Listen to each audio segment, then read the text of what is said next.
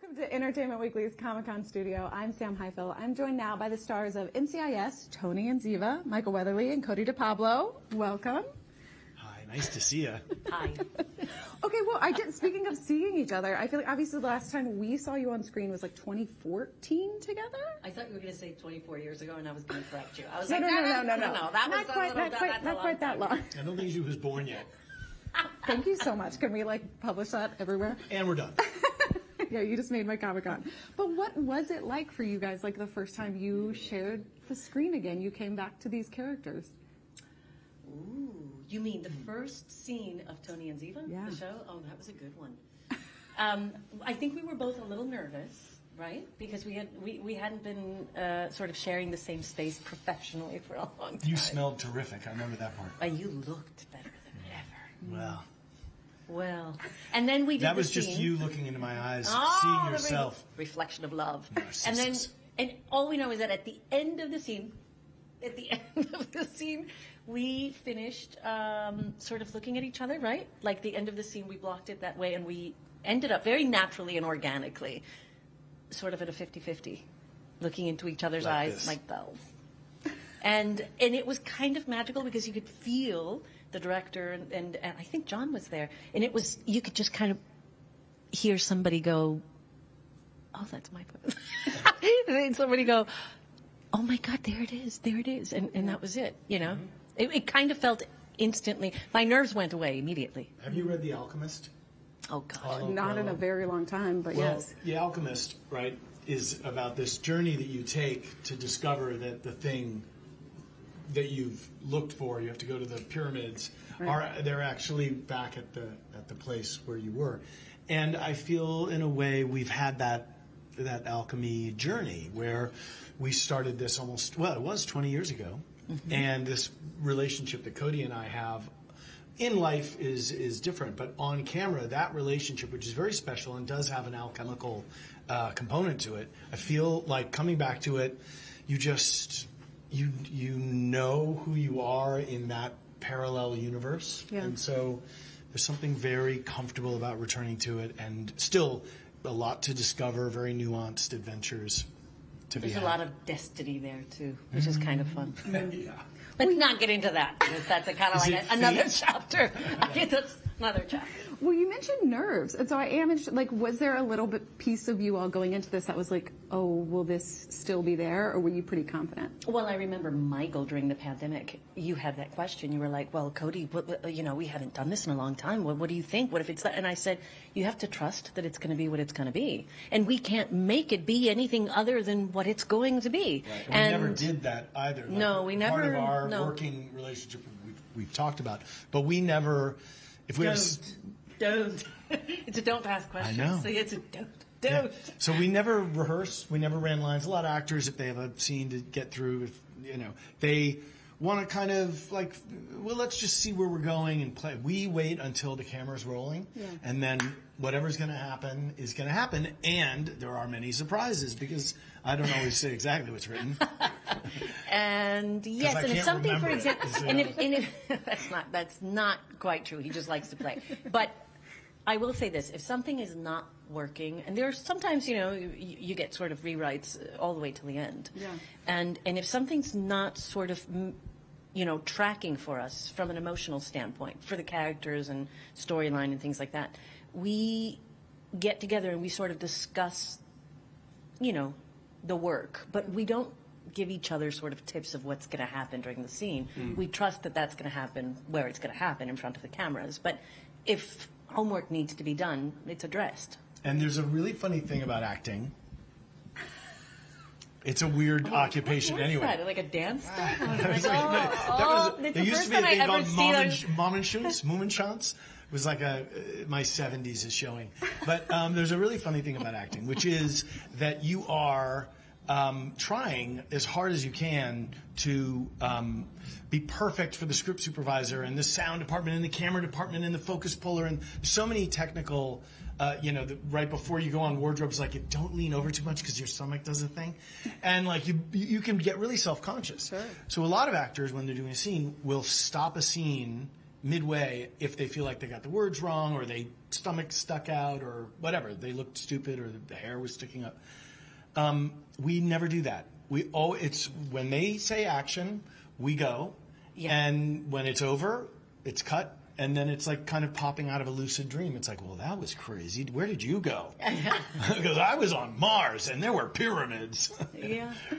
There's that. So sometimes I digress into places that are fourth dimensional. I apologize to the. We did a scene towards the end of the series. It was anyway, last episode. Yeah. And it was this flashback where we had to sort of relive this very kind of angry moment, and there was a take that Michael had where he really kind of connected with something, and I went up to him afterwards and I said, "Oh my God, Michael, that was scary," and he goes, "I don't like going to that place." And it was really funny because now I'm talking to my friend. I'm not talking to the, but he was just kind of like, "God, it takes so much out of me. I'm sort of older and wiser and I just don't like going to that place." And I said, "Oh boy, yeah, I can relate." Yeah, because you do in life, as we all understand through our therapy, that you can choose kind of your state. Like your emotional state can be a choice. And when you're young, you kind of think, I'm having this emotion and it must determine everything that I do. And it's like, no, slow your horses. And you can actually make choices about the life you want to live. And when you're acting, a big part of that happens where and that's the great thing about 20 years later, is that we are acting together, but I think it's a deeper, richer, much more nuanced dynamic. I think that's a testament to our friendship. Have you noticed that we can talk forever? I love it. That's horrible. I know. Don't ever invite us back. I know. It's like, geez, you had a dinner party with Weatherly and DePaulo. By the way, our conversations during the pandemic, they would start like at, at 5 p.m. and they would end sometimes at like 10. We couldn't stop. Aided by Italian wine. Well, sure, always. Well, speaking of 20 years of doing this, though, I do want to throw it. We have gathered 3 fan favorite clips, moments that we at EW really love, that we would love for you guys to look back on. Let us know what it brings up for you. We're going to start with the first clip. Let's roll it. Okay.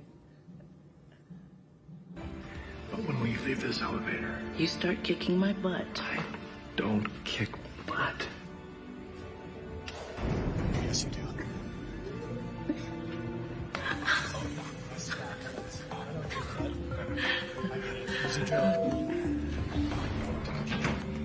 Oh, I love that scene so much. That was you, like, officially joining the team. It was, but it's also such a great, fun scene between Mark and I. I just love that scene. And, I remember having so much fun shooting that scene with him in the elevator. I remember being very excited. It was really kind of character-driven. It said a lot about these 2 characters and their sort of, like, private relationship and what it was building towards. You know what I mean? It was, love, and it was just it's very cool. Oh, shut up. What? It's true. It's true. And you know what, though? Right before the clip, I started laughing about what you said. It's like, we can't stop. I can't stop talking. My Logoria. I make Quentin Tarantino look quiet. I see a clip there that's the beginning of something. Yep. I was about to say, we're going to get Michael a bit more involved. I'm wearing David Byrne's suit. Yes. From No, this Stop is all Making Michael, Sense. by the way. Let him do the commentary on this. Okay, great. Let's go ahead and roll the second clip. You can't be too careful when you're undercover. Let's give it another 40 minutes, just to be realistic. Realistic, huh? In that case...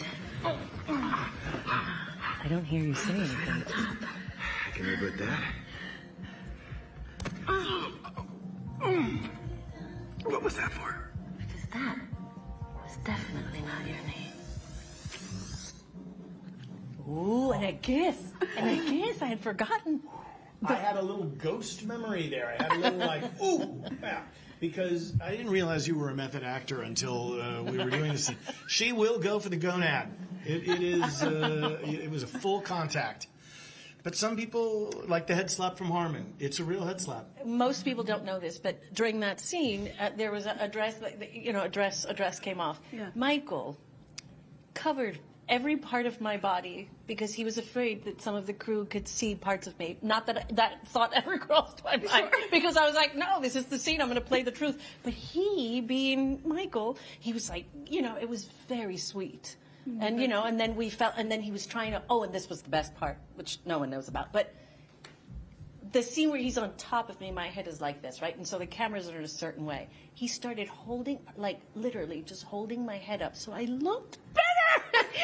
and the light could find my face. Of course, I'm not an expert like he is. I don't know about cameras. I don't know anything about acting. I'm going, why is he tilting my head? I'm coming from a different world in New York.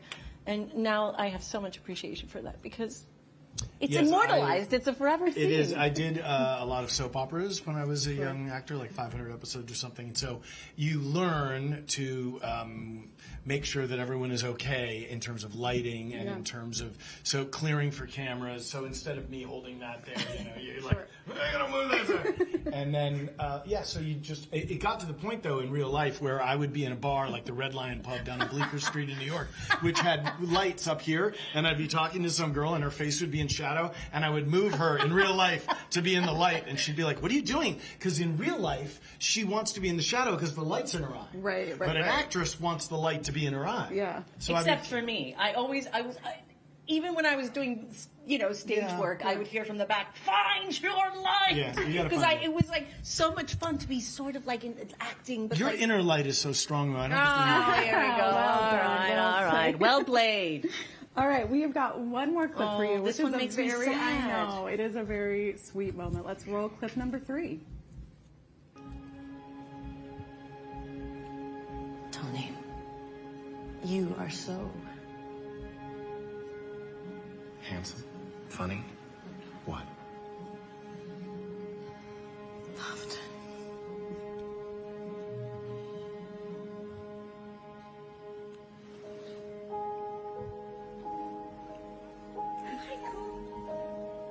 Cover your eyes.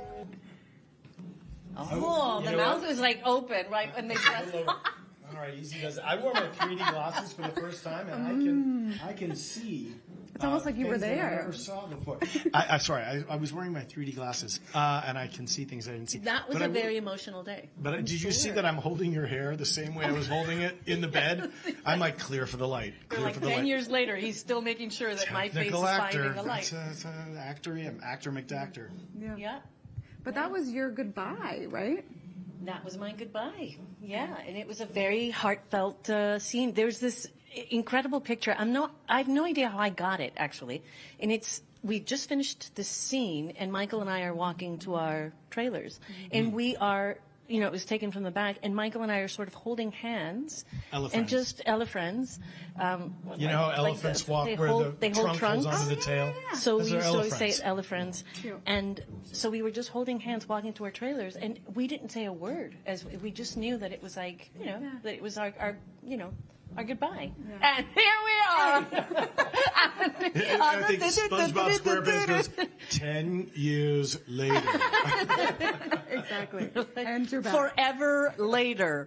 Amazing. Well, thank you guys so much for stopping through. Thanks for letting us come and visit. I have to say it's an Come honor and talk. and a pleasure. We're going to talk forever. No, it's they locked me in a room for 2 days without any conversation so that I'd come out. It's like not feeding the sharks. Right. So that it's a frenzy. Yeah. Whoa. Chum the waters. So, yes, it's a deep pleasure. So thank you very much. Absolutely. Thank you. Everybody watching, stay tuned to Entertainment Weekly's YouTube channel. We are going to be live all through San Diego Comic-Con. And, of course, EW.com, all of our socials for all your other Comic-Con needs.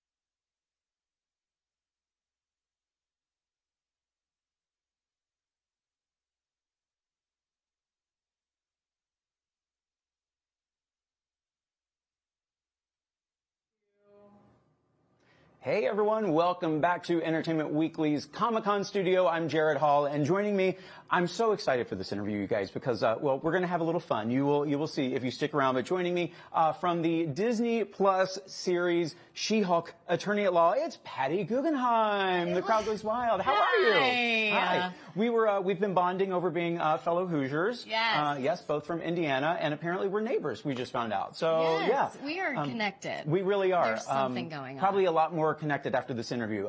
You'll see what I mean, guys. Here's where I want to start with you. Everyone is just waiting to find out if She-Hulk is going to get a season 2. Are you like waiting by the phone for that call as well? Do you know something we don't know? You know, I don't think I would be the one to know when they make that call. I think I'll be the last to know. No, I hope not. I hope that's not. how it goes. That's how it goes, yeah. But you know, a lot of fans also, obviously Madisynn became such a fan favorite character quite quickly. So it must have, of course, been amazing to watch that happen. But now fans are like, can we have our own Madisynn series? What if you can envision what that show would be, what would it be? Well, the best part is the relationship with Wong. Yeah. And so, I mean, I think seeing them go through the dimensions across the multiverse, like getting into trouble and her getting him to have like a little more fun, like when they went on these adventures. Yeah. I think that, and then always coming back to the home base at Kamertage, like in watching shows. Because that's what we do at the end of the night. We all come home and we all watch shows. That's of what course. you do. So, right, why wouldn't you want to do that? And I think maybe like a little, you know, it might get a little evil in there too. Of course, because being bad's good. Yeah, right, exactly. Right. Have a little fun with that. Which other Marvel characters would you want Madisynn to party with? I mean, I love Wanda. Oh, I think she's so fun. And Thor's a baddie. Which we've already seen in some of the movies. He can have fun and throw some back. Yes. Yeah. And I've gotten to work with Captain America, the Falcon now, and so I like bringing in that world too is really fun. Yeah. I mean, I would love that. You mentioned Thor. I understand you live in what used to be Chris Hemsworth's apartment? Yes. That's wild. How did you figure that out? Well, when I got the apartment, I was talking to the woman who was running the building, and she said that he would, well, she told me about it. She was like, Chris Hemsworth used to live in here. I was like, what? And she said that he would forget his key for the laundry room and just be around like shirtless looking for a key. And she was like, oh, it was awful. Yeah, what a horrible job she had. Jeez, tough day at work. But you would also get his mail? Yeah, I've gotten a few cards. Wait, are we talking like cards, like greeting cards? Like, I haven't seen anything that's like official documents or anything. They seem more like Christmas cards or something. Oh, well, that's sad. I haven't opened them yet, though. Well, that's what I was wondering, like fan mail. Well, you don't open them. That's a federal crime. No, I know, that's what I'm saying. I don't want to go to jail. So I'd rather just like find them and give them the card. Though if it was fan mail and you replied as him, that would actually kind of be fun and would make someone's day, honestly. I'm going to cosplay as Thor. Yeah. That would be actually really a whole lot of fun. Yeah, do that for sure. Okay, so I mentioned we're going to have some fun here. The rest of this interview is going to be spent.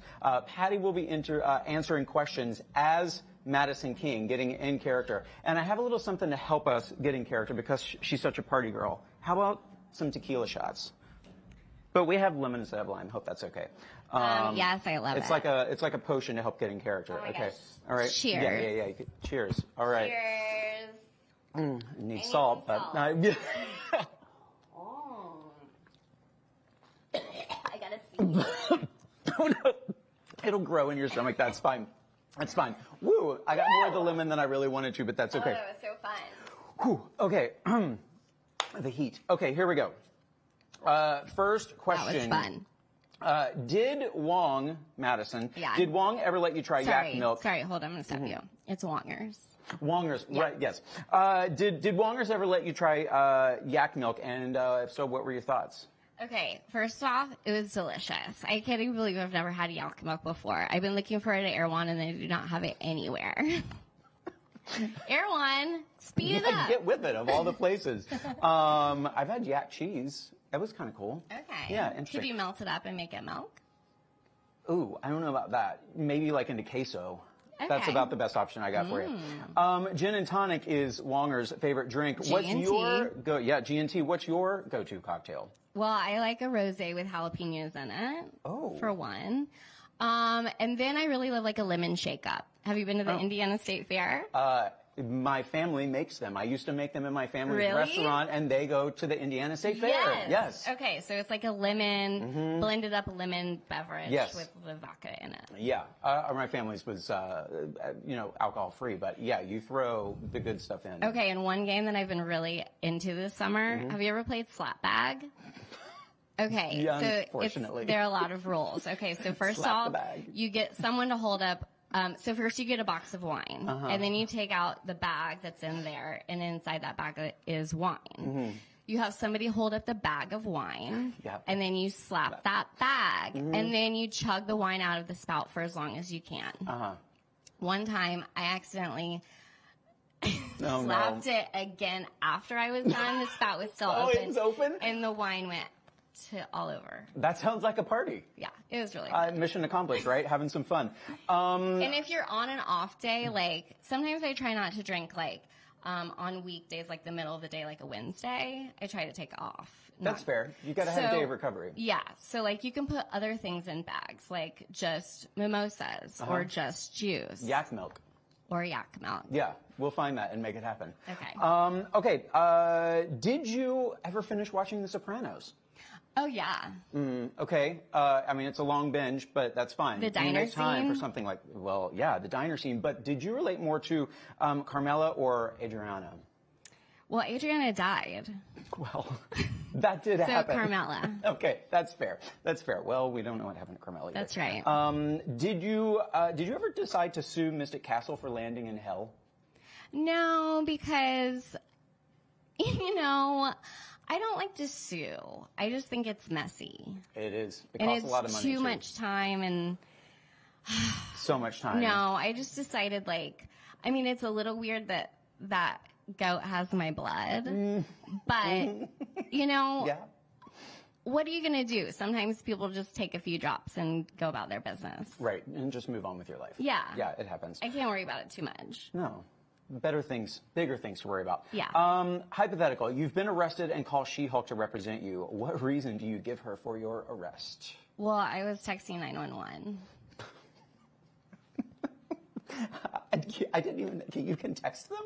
Yeah. That's a new discovery for me. Yeah. And they will come after you. Yeah, no, Yeah. my excuse, have a little empathy is what I say. That's always my baseline. Start from Baseline. Have a little empathy and put yourself in my heels and see Big heels. what would you do? Yeah. What would Madisynn do? WWMD. Yeah, we got that. Put it on a bracelet. Who has better wardrobe, Jen Waters or She-Hulk? Okay. Uh-oh. Uh-oh. Is this one going to get you in trouble? Wongers. Oh, okay. None of the options I provided, but you're right. Yeah. Would you rather have She-Hulk's lawyer skills but zero strength, or Hulk's strength but zero social skills? Ooh. Social skills for Madisynn would be... Yeah, that would be hard. Yeah. And the Hulk, I think when I would Hulk out, I think people would not want to hang out with me either. I think they'd be scared. So I think I'd go social skills. Yeah, okay, I agree with that one. What dating advice would you give Bruce Banner? Play slapback on the first date. On the first date? Yeah. Good, dive right in. That's a good icebreaker. Uh-huh. So many possibilities of where that can go. Okay, a couple questions about the Avengers, starting with who's your favorite? We'll go big first. Gosh. Probably Captain America. Good answer. Yeah, I'd agree with that. You are casting... Is Wongers count? He's there. He's there, yeah, he's in the world. Okay. Yeah. Who's your favorite? duh. Yeah. Always the answer. Yeah. You're casting a reality series. Which 4 Avengers do you choose to star in it? I'm imagining is this like a Love Island type reality show? or It's a there's so many reality possibilities. show? A reality show. Okay, well, Wongers. Of course. I would make myself an Avenger and me. Thor. Yeah. And, Scarlett Johansson. Hell yeah. That's an amazing reality show cast. I want that. Absolutely. Disney Plus, make it happen. Sam Wilson may not have America's ass like Captain America, but he has America's blank.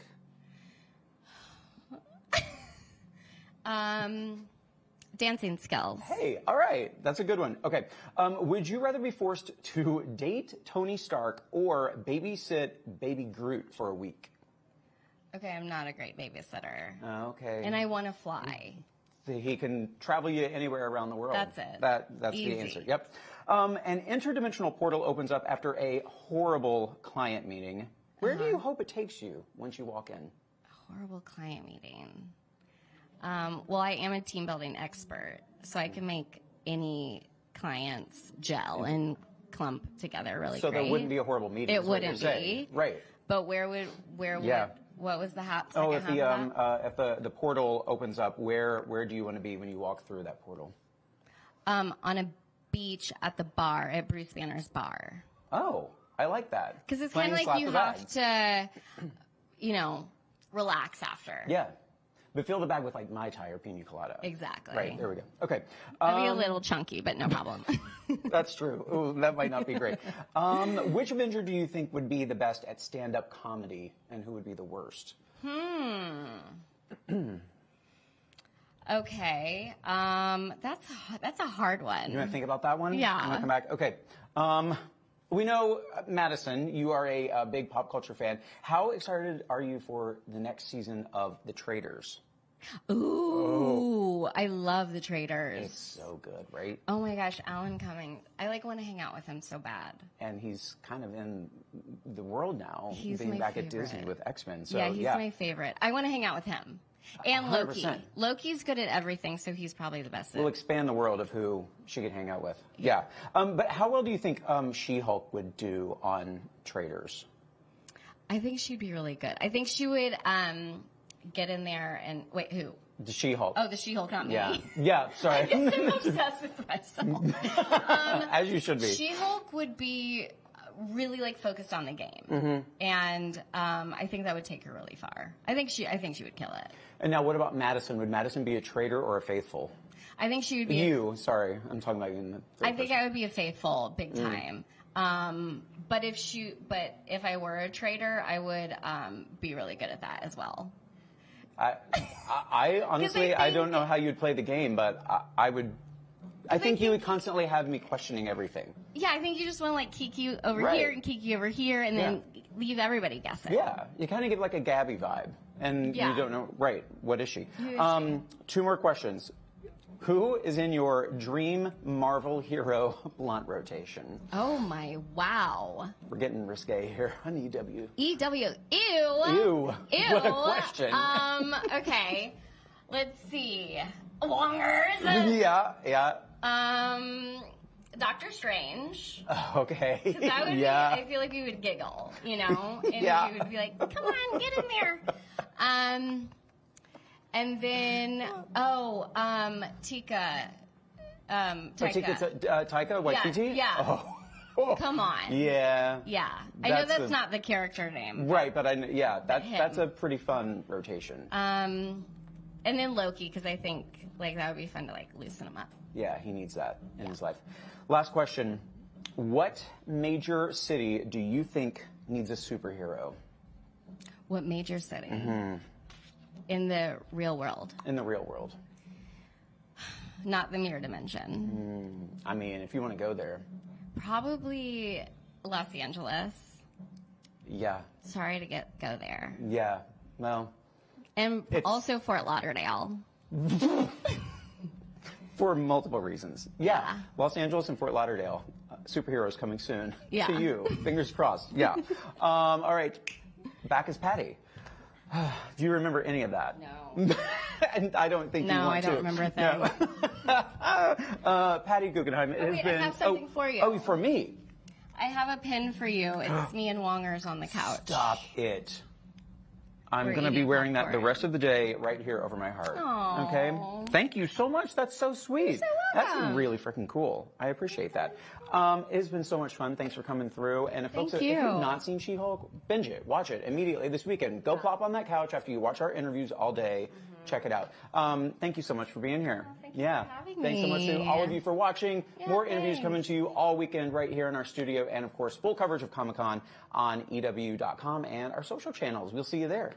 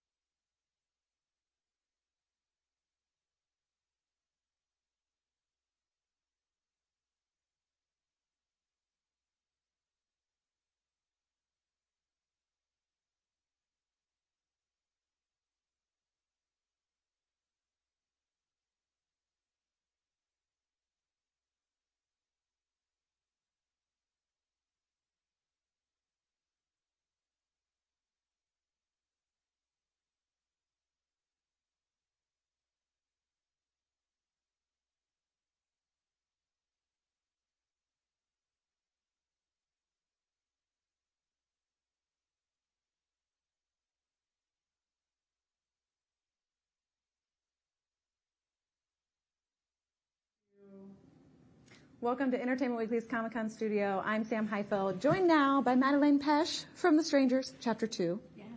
Specifically. We're hearing you not say from Riverdale. I know, it's weird. I know. I was like waiting to hear it. I know, it feels like we're like back in time a little bit. But I do want to start, because you filmed all 3 of these at once, right? I most certainly did.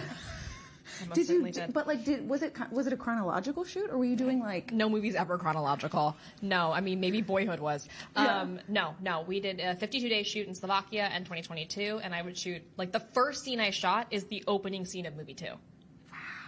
But if you look at it, it takes place over just a handful of days. Yeah. The actual all 3 films do, and I looked at it as one long film, and then I was able to like really digest that.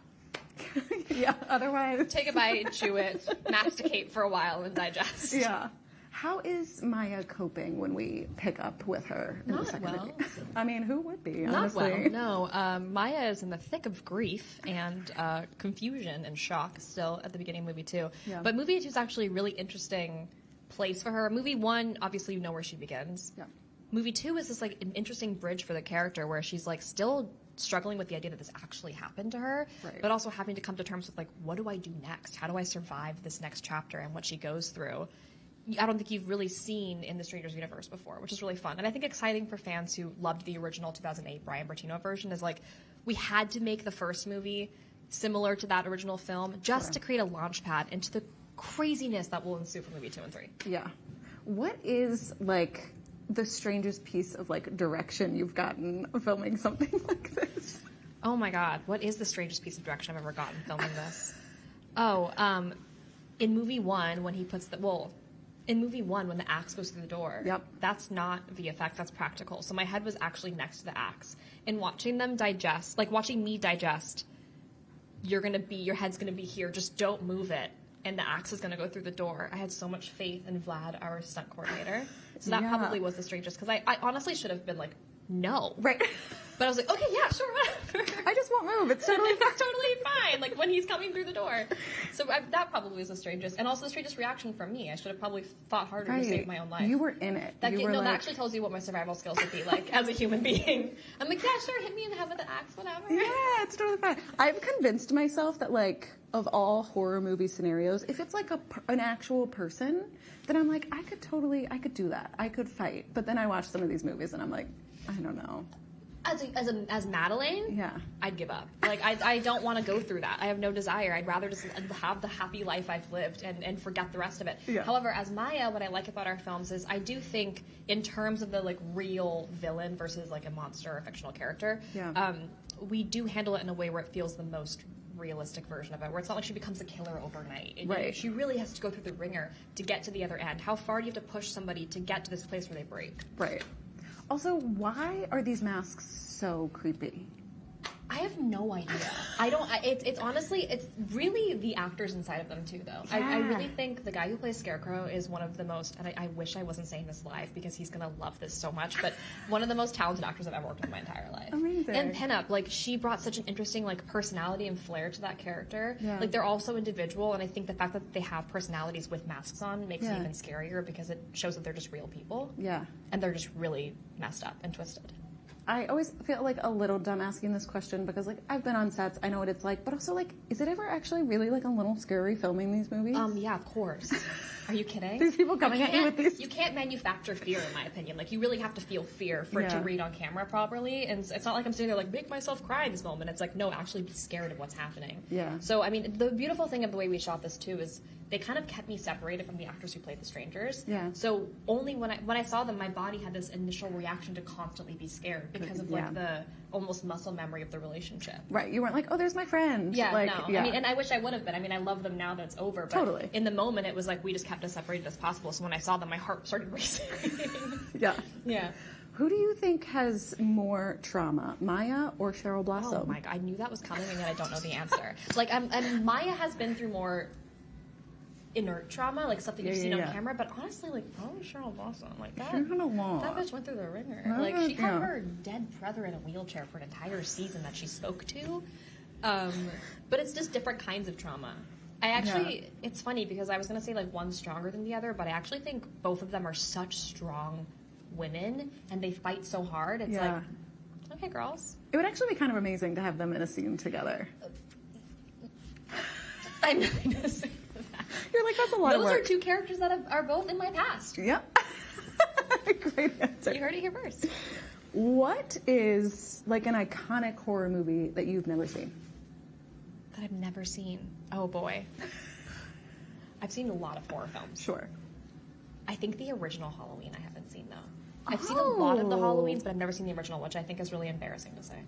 Well, I mean, I'm sure I've seen it, but I've never sat down to watch it. Do you know what I mean? I'm trying to think if I feel like I've seen it, but can I tell you what happens in it? Not even. Well, I sort can. of. Mike Myers walks really slowly towards Jamie Lee Curtis for the entire film, but doesn't kill her. And then the next scene, he's still walking. He's still walking really, and that's what I love. You know what? In our trailer for movie 2, what I love is that Scarecrow is running full force at Maya down that hallway. That was like very important to me. They had him walking originally, and I was like, guys, he has to run. He has 2 legs. Like, they have to move faster. It drives me insane in horror films where they're just, It feels how like, are you catching her? She's running full force. It feels like that was really a thing of the past where someone decided that was That's creepier scarier. because like they don't need to run, but also like they need to Actually, run. by the Like, way, somebody said earlier, like, what is Michael Myers running off camera every time you don't see him, and then he stops to go really slow? Like, what do you mean? he's like doing all the TikToks with like the cat, and it's Michael Myers.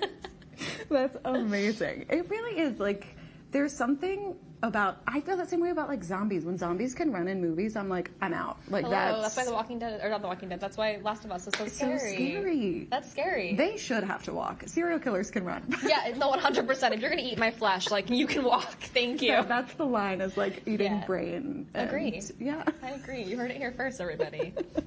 Okay, I want to move. We're going to have you do a little blind ranking of some iconic final girls.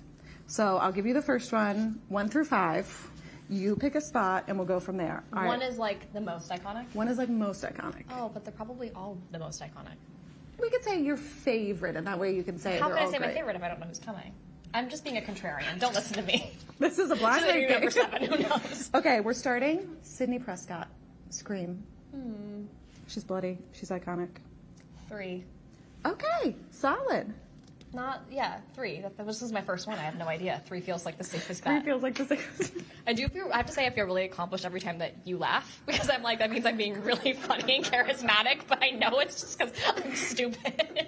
We'd actually just pay him to sit there and laugh. You know what? You should, because it makes me feel really good about myself. Amazing. Okay, we're switching up. Julie James, I Know What You Did Last Summer.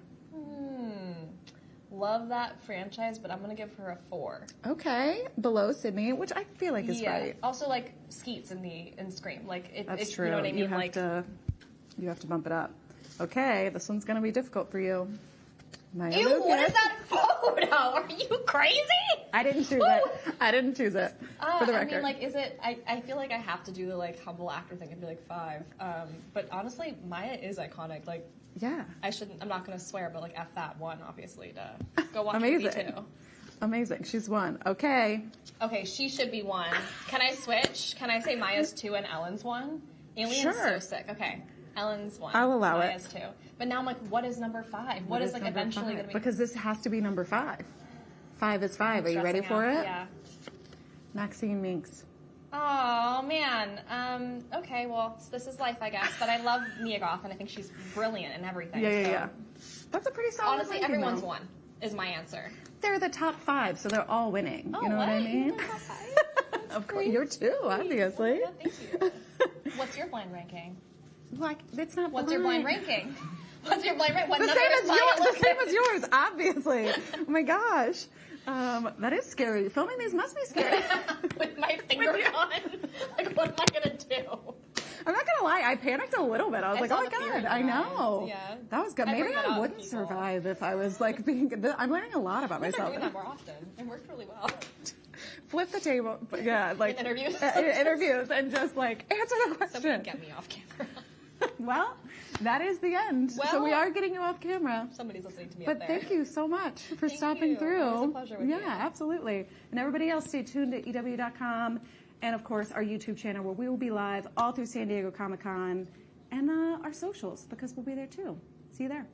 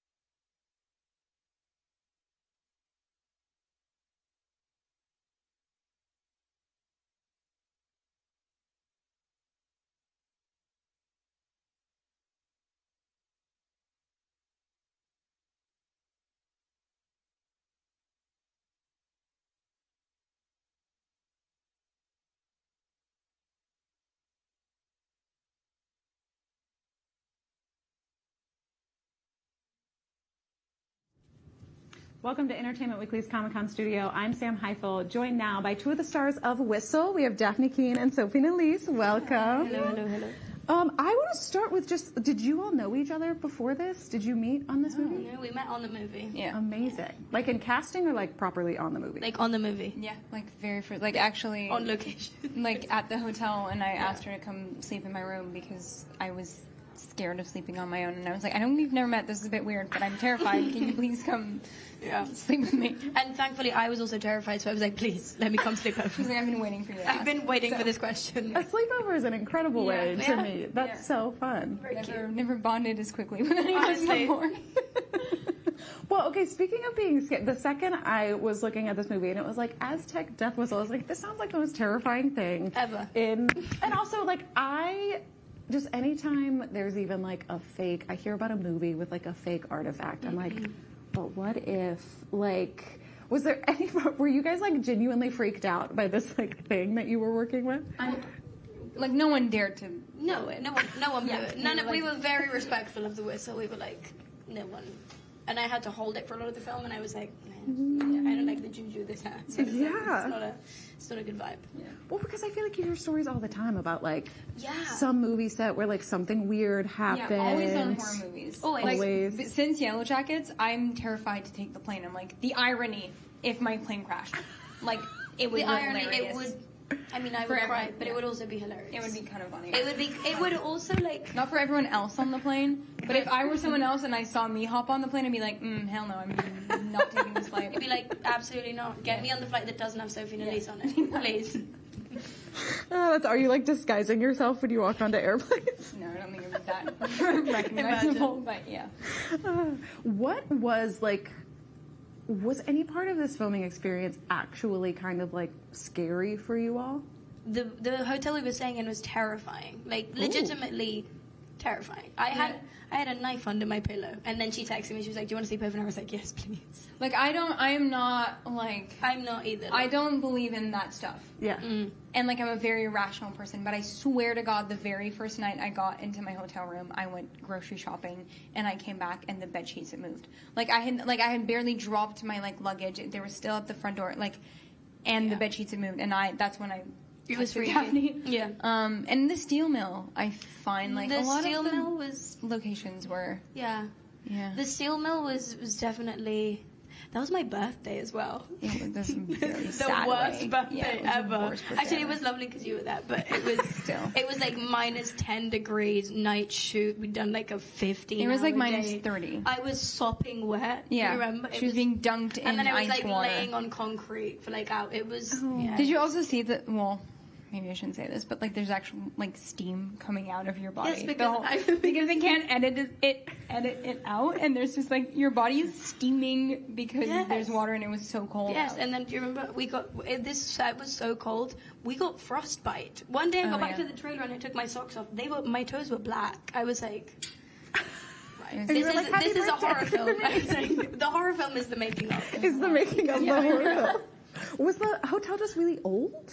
No, not even. It's like they put everyone up there. But it just had a weird vibe. There was like a weird energy. To be fair to me, I was really freaked out because I'd also, I decided to watch Yellow Jackets that day for the first time. And see, it's always my fault. It's always bad karma everywhere I go. I love you. No, you don't. But I was terrified. And it just had a weird vibe to it. And then it caught fire. Do you remember when it caught fire? Oh, it did. Like 3 days in, there was like 3 days massive, into us. Yeah. It was like no, I and was then we out. got evacuated. Yeah, you were out. I was out. And then she came back. And everyone was in the lobby. Like, we were all like on the floor in the lobby. Floor. And she was like, "What are you guys doing here?" We were like, "There's a fire." See, this is what we're talking about. You make a horror movie and suddenly your hotel catches fire. And stuff goes down. So are you guys ever going to make another horror Whistle sequel? Like, Whistle part. To be honest, it's in Corin's. I feel like Corin wants to. Corin really wants to. He already has ideas for the second. He was like, "We're shooting in Mexico," and I was like, "I will be there." Yeah. If it's Mexico, I'm there. No frostbite in Mexico. Yeah. No steel mill in January for me Mexico's again. like, stay out of our country, please. They're like, please do not bring your bad vibes here. Don't bring the bad juju over this side of the border. Yep. Yeah. Well, I was going to ask, and this is perfect if you were watching it, what is the bigger test of survival, Whistle or Yellow Jackets? I honestly feel like Yellow Jackets because it's like, you don't know who's your friend. Yeah. Like in Whistle, I think we're kind of like a team. We're in this together. Chris and Ellie we're are trying like to outlive death. they're like trying to protect each other. Whereas like Yellow Jackets, you don't know who's trying to eat you. Yeah, like that's kind of scary. You're never safe. The eating we do in this movie is a little bit different. Yeah. If you know what I mean. If you catch my drift. One would hope, you know. One would hope. Gory and gay. Gory and gay. The two That's G's. our tagline. Yeah. Exactly. Amazing. What is an iconic horror movie that you guys have never seen? I've never watched Rosemary's Baby. Me neither.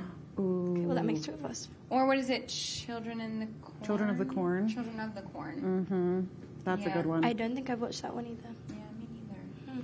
Those are both like a little, I feel like a little older, but I had to watch Rosemary's Baby like in film school because that's like a thing. But like, I mean, I'm not gonna say I don't recommend it. It's a classic, but like, Is it like? it's like freaky. It's spooky? Yeah. It's just. I honestly, do you know a movie that I thought was going to be scarier than it was? The Exorcist.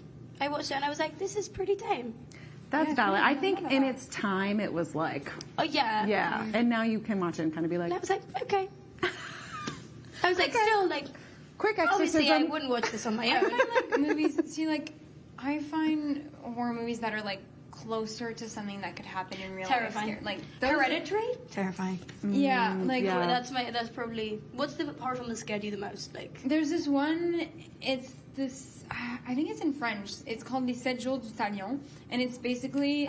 She's like, I think it's in French. Proceeds to say a French title. No, but I don't know it's if in they French. made like an English version of it, but it's basically a man that kidnaps another man that like raped his daughter. Horrible. And he Yeah. injects him with like Jesus this Christ. serum that like exists in real life, where basically you can't move, like it paralyzes you, but you can feel everything. And so he proceeds to just like torture him for 7 days. And I'm like, that could 100% happen to me. Ideally not, but like it could. This like this is plausible. kidnapping, like the Kidnap, that movie where they kidnapped, or the girls that go on a trip and they get kidnapped. Like see that, I'm like, I'm a prime suspect for that. That Prime could, suspect. that To be honest, yeah. Sophie's really.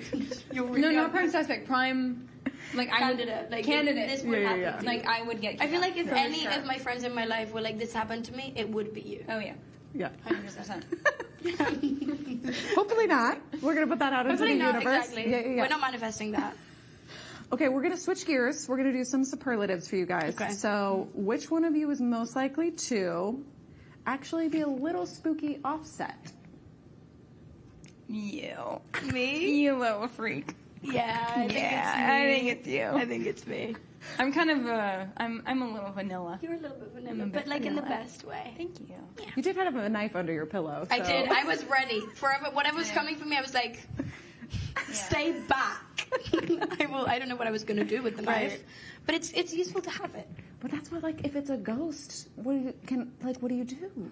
Well, you just say like, the power of Christ compels you. I don't know. Sure. I don't know what to say. You get your little Jesus cross out. Like, Exactly. I'd stop praying. Like, that's it. I would just put Daphne in front of me so Yeah. killed first. A body. Amazing. Yeah. Like have her. That's what the sleepover really was all The about. sleepover was there's another warm body here. Yeah. If you want to take her, If you want this. if you want to take her, you should. Okay, I love which one of you is most likely to be the first to die on an abandoned island? You. Me, because because I feel like I would eat a random That's poisonous exactly what I was mushroom. gonna say, Like, or I would like- just do some. It would. Or you be- would step on those fish, so like if you step on them, you yeah. die. Or I'd be you like, do oh, this is so some- cute, and touch it. And Yeah, not you know die in it's, like the dumbest way ever. Yeah, for sure. Yeah, 100%. Like or like a coconut will fall on my head. Like it'd be something like that dumb. Yes, yeah. I get like struck by lightning. Yeah. Yeah. I can see that. Definitely. I think we've cracked it. You know, I always think about sunburn when people are like stuck, like stranded, and I'm like, not that would like eventually like kill you in any way. I mean, skin cancer eventually, but I'm like, that's what would you take could me get out. like insulation. I would just be like burning up. Okay, very different island question. Which one of you is most likely to go on Love Island? Me. Yeah, she's a bit of a serial dater. She loves her men. Sophie. Yeah, you would love it. I feel like I would kill it on Love Island. Yeah, you would be so good. I feel like I would be amazing. Yeah. Yeah. Okay, amazing. All right, we're switching up the prompt to which one of your previous co-stars is most likely to. Ooh. Okay. So anyone you've worked with. Anyone. Who's most likely to accidentally spoil a major plot twist? Like people on Whistle? Like our co-stars on Whistle? Sure. Actually, for me, on Whistle or in general? It can be in general, yeah. In our careers, definitely Amanda Stenberg. Amanda Stenberg she accidentally gave away so many things while we were on Star Wars. This girl, they were like, don't say anything. And she was like, we're twins. And I was like, why would you say this? At like Star Wars Celebration to like how many thousands of people. Right, exactly. So definitely her for me. Yeah. This is a good one. I feel like Sophie Thatcher, maybe? Just because she never I feel like she... Oh, no, but that's not true, though. I was going to say, I feel like she doesn't read the, like, notes whenever we have, like, interviews, and they're like... Don't say this. Yeah. But then she does, because she always is really curious about what the questions will be. So I know she... I don't know. I feel like she might have let something slip to me once. But see, that's the thing. I feel like she would like, let something slip, but then she also really does her research. So I'm like, I don't know. Yeah. But yeah, maybe Thatcher. Maybe it's you. That's the thing. I'm like, it probably would be me. I think it's you. I'm like, I think it's me. I think it's Sophie and Elise. Okay, which one of your previous co-stars is most likely to surprise you with how weird their hobbies are off-set? Ooh. The thing is, I can't remember who I've shot with. That's like my biggest, like, I'm trying to Actually, Channing Tatum. Oh, Yeah, what's he doing? Like, he's like a proper artiste. He's like, yeah, he's like a painter. I think he sculpts as well. That's pretty amazing. I was like, that's pretty cool. Yeah, that's amazing. Why do I don't remember any of my work? I don't remember. We should have any had a list of your previous co-stars for you. So yeah, that's this is the your thing. resume. I'm like, I feel like my entire family is Yellow Jackets, and I keep reverting back to them. So go to Yellow Jackets. We love Yellow Jackets. We love Yellow Jackets. Can I just? Yellow Jackets fan club right here. I'll say actually, Sky. I feel like he's a mysterious little one. I feel like he's very a whimsical fellow. Yeah, he is a creature. In the best way. Like, he's like a little fairy. Honestly, I love that man. And with I feel my like whole heart and soul. He could come up and be like, I spent 7 years in, like, the darkest sites of Peru, and I've, like, if he was like, I was a Tibetan monk, I'd be like, yeah, absolutely. Probably. Yeah. 100%. Yeah. Actually, Sky. Okay, last question. Which of your previous co-stars is most likely to have a secret superhero identity in real life? That's a really good one. Yeah. Again, I'm just trying to track back anything that happened before 5 minutes ago, to be honest with you.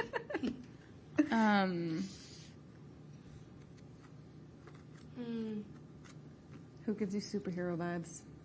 IRL. Sophie.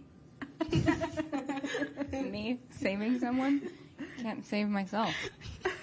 First to die on an abandoned island, but a secret superhero. But secretly, we don't know what the superpower is. It could be like, that's true. She can fly with like 2 centimeters above the ground. Do you know what I mean? Like a really lame How mad would you be if that was your... I would be pissed. I'd be like, why? Why even give me anything? Why even give me this gift? Yeah. I don't want it. I take it back, actually. I feel like Glenn Close, and I feel like she was so good in like Cruella that I could see her be like some sort of she seems magical. Witch. Yeah. Like witch fairy crossover mix. Yeah. Of Eternal Sunshine. Yeah, that's a good I'm not saying anything Eternal coherent. Sunshine? Yep, that would be her. Eternal Sunshine of right. The fairy dust. Of the fairy dust. Yes. Okay. That's Copy a good one. Glenn Close. Perfect. I just said the first name that came out of my mind of the people I worked with. Yeah. That's amazing. I'm still trying to think. I feel like I could go very on the nose with this. There's an obvious one. Yeah. There's an obvious one, and I'm trying not to say that one. It's okay if you want to say that. I'm trying to be niche, but I think I would have to go with Hugh Jackman. And he would just be Superman because he's like perfect. Such a boring I answer. hate how perfect he is. Whatever. I know, I'm so boring. I can think of something better. Actually, I feel like Lin-Manuel Miranda. Ooh. I feel like he'd be like a genie vibe. Like I feel like you'd rub a lamp and like Lin-Manuel Miranda would pop out. Do you know what I mean? Oh my God, would kill to have that lamp. I would love to have that lamp. Yeah, that's amazing. Yeah. Awesome. Yeah, actually, I'm happy with that answer. All right. Well, we will let you guys go, but thank you so much. Thank for you. stopping through.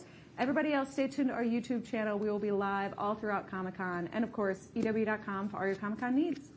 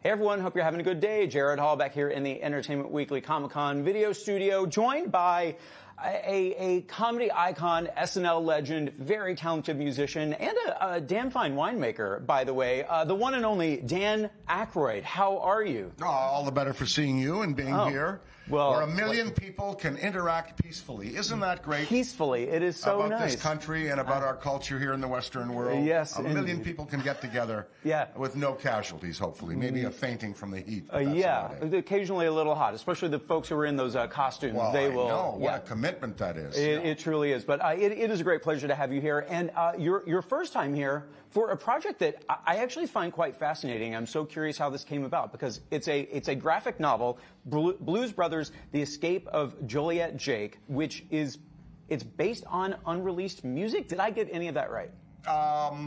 Yeah, I guess you could say that. Sure. Okay. Sure, yeah. Well, Z2 Comics came to our group and thought they would like to take this on, and they've treated it very respectfully.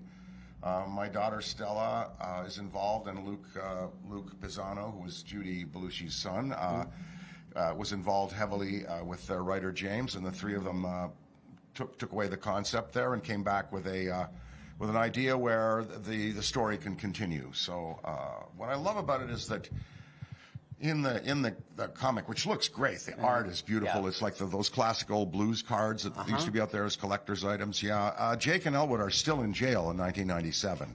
Because, of course, the way they wrecked the city, there's no way they're letting those guys out. And now they're trophies, and no one wants to let them go because, they're held there by law enforcement as trophies. So the story basically picks up from there. And Jake, well, you got to read the novel to see. Yeah, don't give it all away, right? It's a nice, breezy, beautiful, fun extension of our story, and a celebration, of course, of African-American culture and the African-American songbook. And Z2, the comic company that we're working with, they do treatments like this for many bands. And so they kind of capture the essence of music in print, if such a thing is possible. Yeah, it's really impressive work and quite unique stuff that they do. So definitely folks should check that out. Great group. I hope you'll indulge me. I would love to walk you back down memory lane and look back on that first film, if we could. Specifically, the Aretha Franklin scene in Blues Brothers. Okay, how much fun, what are your memories of the fun she was having? Sassing Matt, Guitar Murphy, and what was all that dance choreography like? Well, Carlton Johnson, who was the Temptations and the Commodores dance choreographer, was our dance master. I do remember being in the diner, and we were sitting there at the counter, and we'd shot part of our scene, and then it came time for her to shoot her musical number. And then the cue was for John and I to get up and start dancing and fall in behind her and her cohort there, And so as soon as she started to sing, I had a feeling in my stomach. It was just like butterflies and adrenaline and endorphins and all of it. And when the cue came to get up off the stool, I thought my legs were going to buckle. I was so moved by it all. But you can see I pulled it off. So.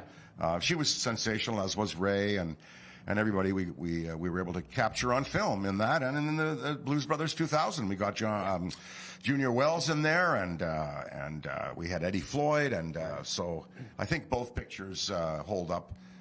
If you want to listen to great music, they're both great party records. Yeah. Well, speaking of great music, I mean, how gratified were you to get true blues heroes who weren't necessarily household names like Pinetop Perkins in the first film?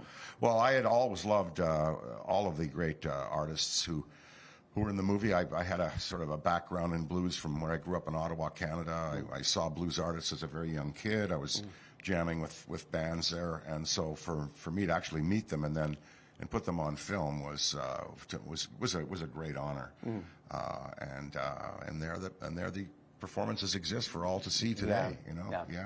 Some I think I've even found on YouTube, and it's just a nice way to connect with some of that music and the films. It's important, I think, that we preserve, and we were always about cultural preservation, and that was our mission, and we're still on it today. Yeah. Well, okay, so Blues Brothers was the first SNL spinoff movie. In the last 25 years, there have only been 2 others, Ladies' Man in 2000, MacGruber in 2010. Why do you think they've become such a rarity? Is it behind the scenes a really hard thing to make that transition from the show to the film world? I did it with Blues Brothers, of course, and we did it with Coneheads. Which is a good, serviceable comedy, and of course with Chris Farley, with Chris Farley and David Spade. You know, Tommy Boy was kind of at least an SNL players. I don't know. I guess there's a want of original concepts that can make the transference, I suppose. Yeah. I'm trying to think of what could be done now. Yeah, I was going to ask, are there other characters you're a fan of? There's such a great cast there now. Yeah.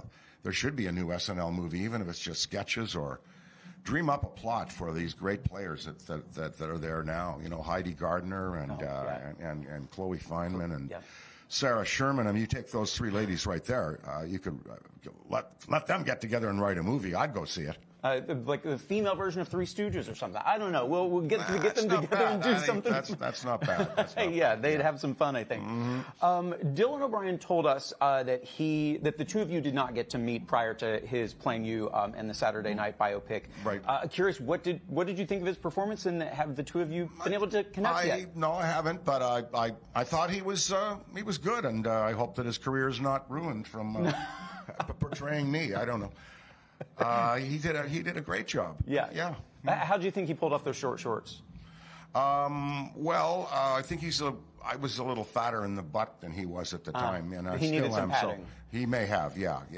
We've all, the Aykroyds have always carried a little weight there, because we like sitting down. We're lazy. Yeah. Short shorts they've become the rage again. So you might have. I have a pair in my room. I'm going to put them on after tonight. You're going to head out around San Diego. Heading up the coast. Be on the lookout. Yeah. Don't look away is what you should do.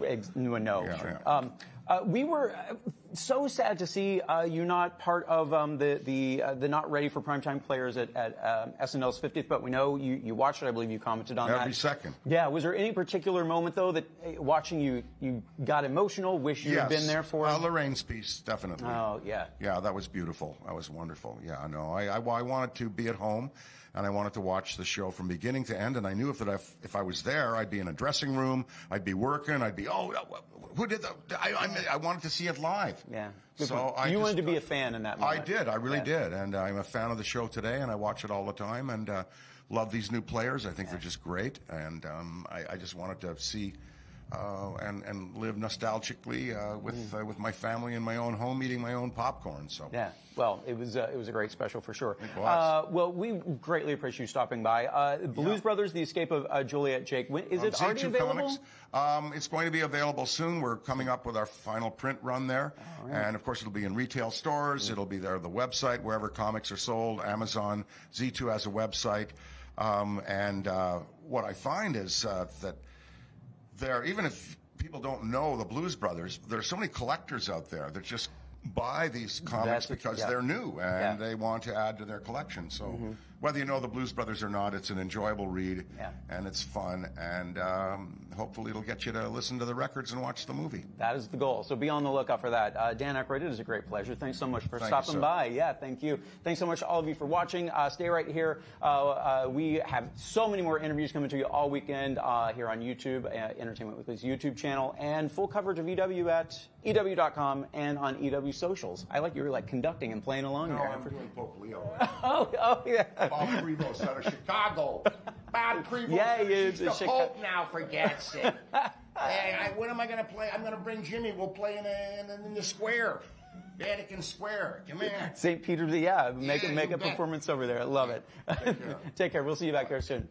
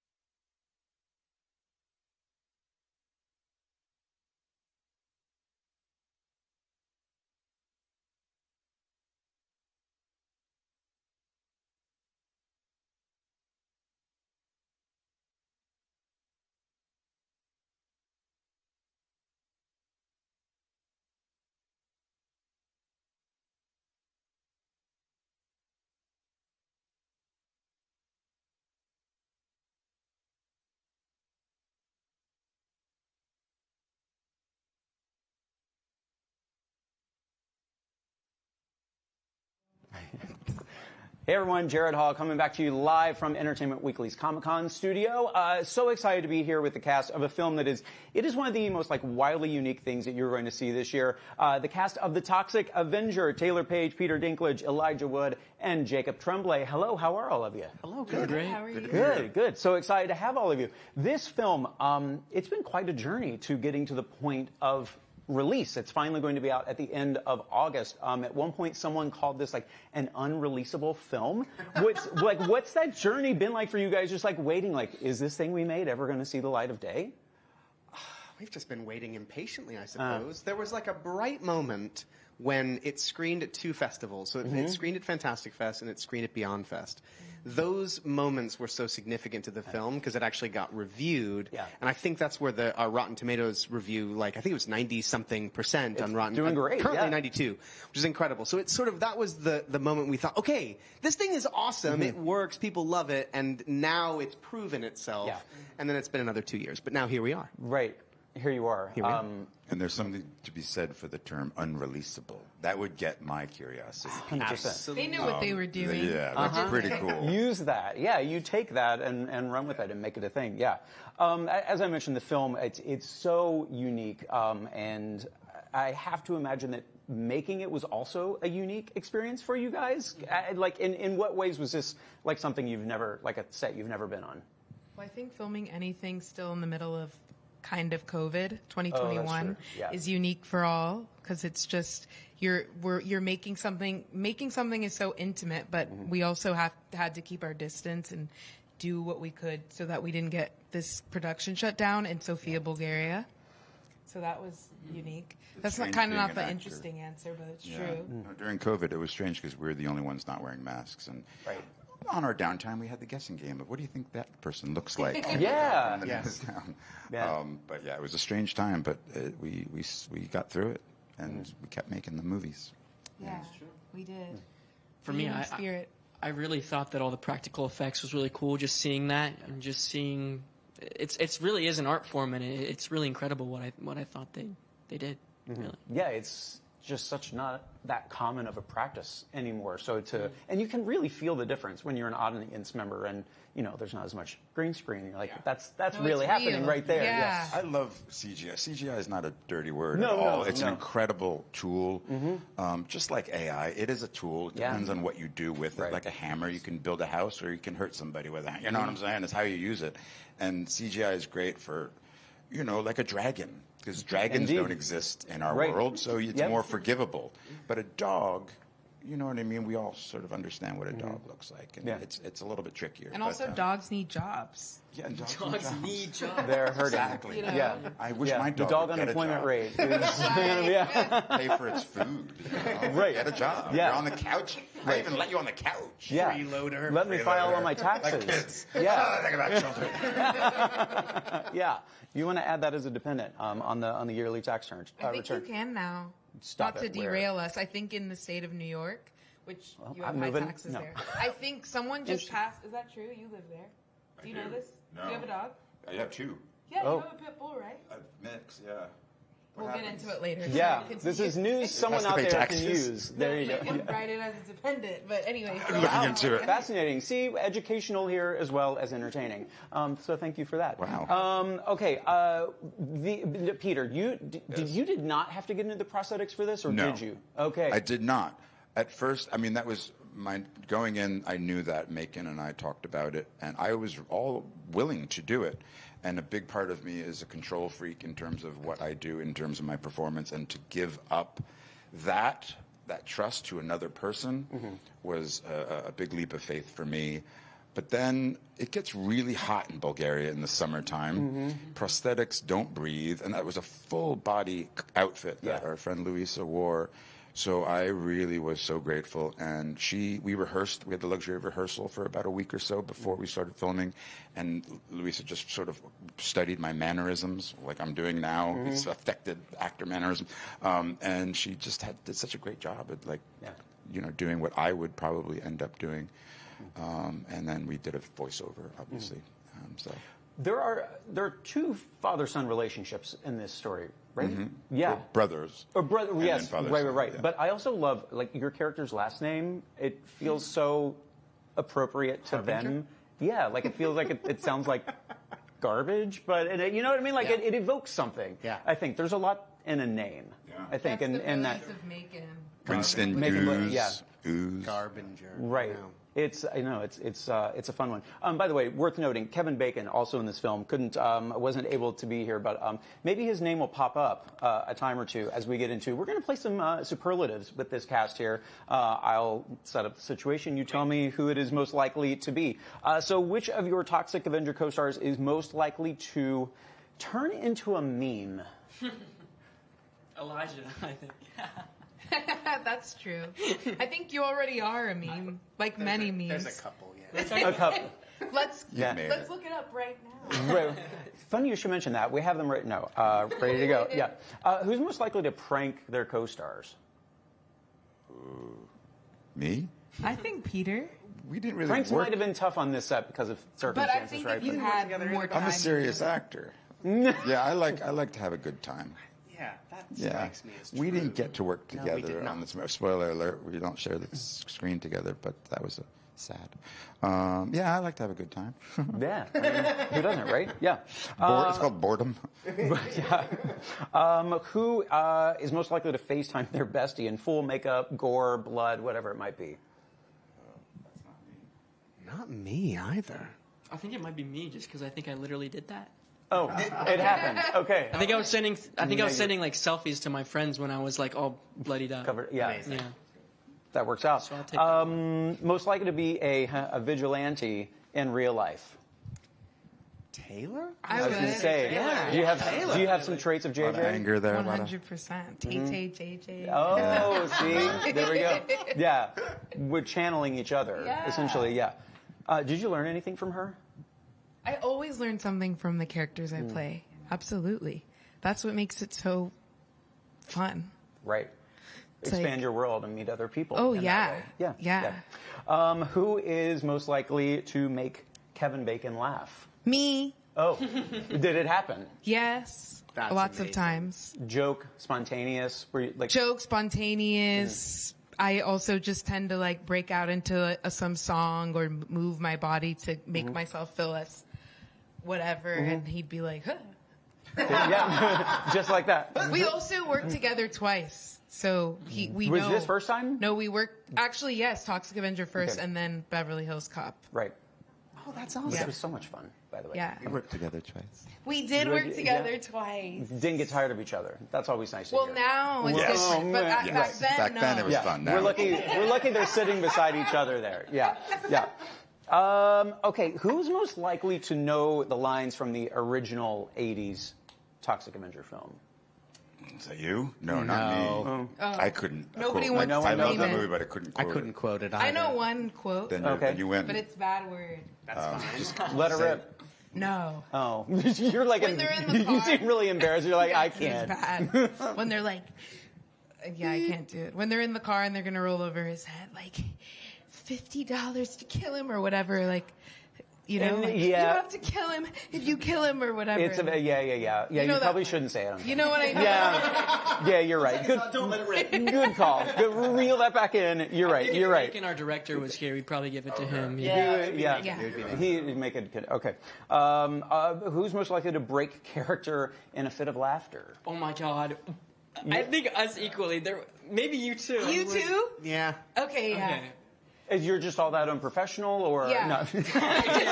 Yeah. I mean, yes. Yeah, I know. I can't. I'm just totally unserious, Yeah, I don't know. except when I have to be. It But gets Easily amused. And that's yeah. that's it. it's also, part of making movies is the fun Yeah. of it. And we're all in this sort of 100%. thing together. And yes, we're taking it all very seriously, but it's also Yeah. a blast. And when you're making something as absurd and ridiculous Yeah. and wonderful as this, it's just filled with nonsense. It's gonna happen. You're going to laugh. Yeah. And You we're all with your just there little- because your we're all bad little- at math. You know, we have that. Right. That's the common bond. Yeah. You too? I know you did. Tax tips. Come on, guys. We're just all bad at math. More. Although I thought this was like second time now. Okay, got it. Okay. Who was most likely to improvise a take that actually ended up in the film? Was there even room for improv on this? There was a lot of it. Maybe Julia was she? She was. Oh, she's so funny. Hilarious. Julia's hilarious. She's a legend. She's a legend. I wish she was she's here. Not here to. She's defend very, herself, and so. she does the subtle, like she's got that subtle British humor. She is. She's it's like, the best. oh right. A brilliant comic. Yeah, she was amazing. That dry. There's nothing like Dry, that. true, yeah. Sarcastic. Who is most likely to know exactly what is at Crafty? I'll take that one. I'm a hungry hippo. I get it. And last one, most likely to curate a playlist based on their character. I did. You did? There you go. I did. Did you? What's the first song? Awesome, though. I've been doing it actually since Toxic Avenger. It was all heavy metal. Motorhead. Makes sense. Slayer. All I listened to in That's Bulgaria such a great. was I've never heavy metal. done that for a film, but it's a great idea. It's fun. That's cool. And like I played an opera composer a couple years ago, and all I listened to was opera. It's fun. It sort of gets you in that mind, and I love music so much. Yes. Raised in a household of musicians, so it's sort of my go-to. Yeah, makes sense to do it. And your band is called Suburban Legend. Yeah, Suburban Legend. We're starting a band called Suburban Legend. Suburban Legend is a great name. Amazing. Yeah. That's amazing. Coming soon. I just don't think Winston would listen to Bananarama. All due respect. Yeah. Sure. Right. Okay, lastly here, I mentioned Kevin Bacon is in the film, of course, known for like 6 Degrees of Kevin Bacon. We're going to figure out, though, all of you are linked to one actor, and we want to figure out your degrees of separation from that person. Would you be surprised to hear that you are all linked to Samuel L. Jackson? What? Oh, yeah. So, do you want to start figuring out how we try to get there? Well, I think I know my pathway. Oh, you already got it? You figured it out? I think I know mine personally. Okay. Well, I used to joke that I was going to play him. Be him for Halloween in Django, but I didn't know we were close like that. Yeah, just a few degrees away. Jacob, what do you think? I worked with Brie Larson on a film called Room, and she has done a few films with him. I think King Kong and when she played Captain Marvel. Yeah. That you actually have a couple paths. That is one of them. You're right. Also, Dr. Sleep, Ewan McGregor starred in Star Wars. Star Wars, Mace Windu. So you've got that one too. Yeah, that makes sense. You're on it with that one. Yeah. That's amazing. You think you know your paths? Oh. Revelation? Well, he performed at the Super Bowl with Kendrick Lamar, and he did come out. I performed with Kendrick Lamar. I guess that technically counts. That's not the one we noted, but that absolutely counts. That's shorter than the one we have. Okay. Tom Holland, obviously in Avengers: Infinity War, he co-starred in The Devil All the Time with Riley Keough, who, of course, you were in Zola with. Yeah. Mm-hmm. I see. That was Avengers. You're on the right path. Hemsworth. You're on the right path. That's it. That was it. That's it. You got it. If you're in a Marvel movie. He is my father. Yeah, exactly. Is mine Hobbit related? No. No. But it is related to Avengers. You have worked with someone who is in the Avengers. Oh, Bruce Banner. Yeah, Hulk smash. Yeah, I'm completely spaced. Mark Ruffalo. Mark Ruffalo. There you go. That's it. Eternal Sunshine. Okay, Ding, so just ding. one. Oh, no. Two, yeah. Eternal Sunshine. Yeah, great. Yeah, you're 1 degree away. There you go. Amazing. We did it. Degrees of separation from Samuel L. Jackson. I'm sure there are so many other people. That's pretty incredible. Yeah. So maybe that means we're all moving toward working with Sam. Yeah, you're all going to be in the same movie. Is he get him in the sequel? Just hiding or? Sam? And now, please welcome. Could you imagine? That'd be great. We didn't arrange that for you guys, but maybe we'll get him in the sequel, something like that. Could there be a sequel? Is that giving anything away? The door's open. There might be. Yeah, the door's open. It has potential for sure. Just another 4 years, 5 years. Well, hopefully. Another COVID. No. Do not jinx that. I would knock on that. You guys, thank you all so much for being here. The Toxic Avenger, August 29th. 29th, right? correct. All right. In theaters. Go see it. Yes, you're going to have fun. Eat, drink, make merry. Right, all of that, indeed. And don't go anywhere. More from Comic-Con right here on our YouTube channel, and full coverage of the convention. I almost said conference. Convention on EW.com and on EW's socials. A very serious conference. Conference. We'll be back soon with more. Thank you, guys. Bye.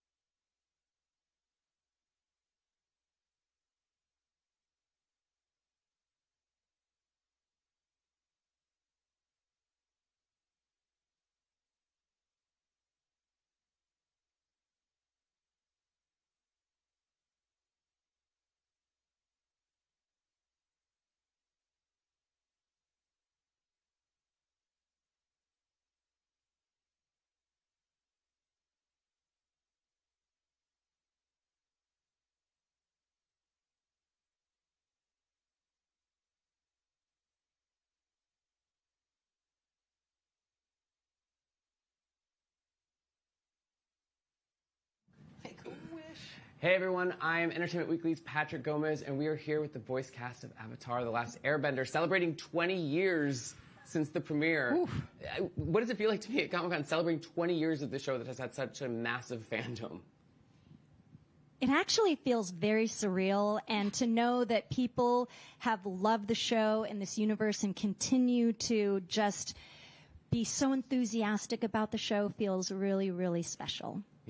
Yeah, when we were making it, it was like, it became quickly clear, like, oh, this is a good show. I hope people find it. I hope it finds its audience. But never can you imagine that, it will find its audience and do that a number of times over and over and over again until 20 years later there's this whole legacy and impact. And it keeps growing. Like, it's still growing. I'm like, oh, great. Like, we've celebrated. Like, everyone's seen the show. And then it's like, just kidding. There's a whole wave of, like, new kids and, like, new teens and new adults who are like, oh, I just downloaded Netflix and, like, saw this show. It's really cool. It's pretty wild. Sorry, Zach, what were you going to say? No, it's okay. With the hindsight that we have now, being 20 years later, it makes perfect sense that it's lasted this long. It was so forward-thinking and ahead of its time in so many ways. And, like, it's not a surprise when you really think about it. But back then, we had no idea that we would be here all these years later. Well, obviously, the fan base for this original series is massive, but the Avatar universe continues to expand with spin-off series and movies and all of that. Can we just let's make everyone think that Korra was just in some cut scenes in the first series. Like, you guys don't remember when little Mang is hanging out and all blues and Korra's like, what's up, Mang?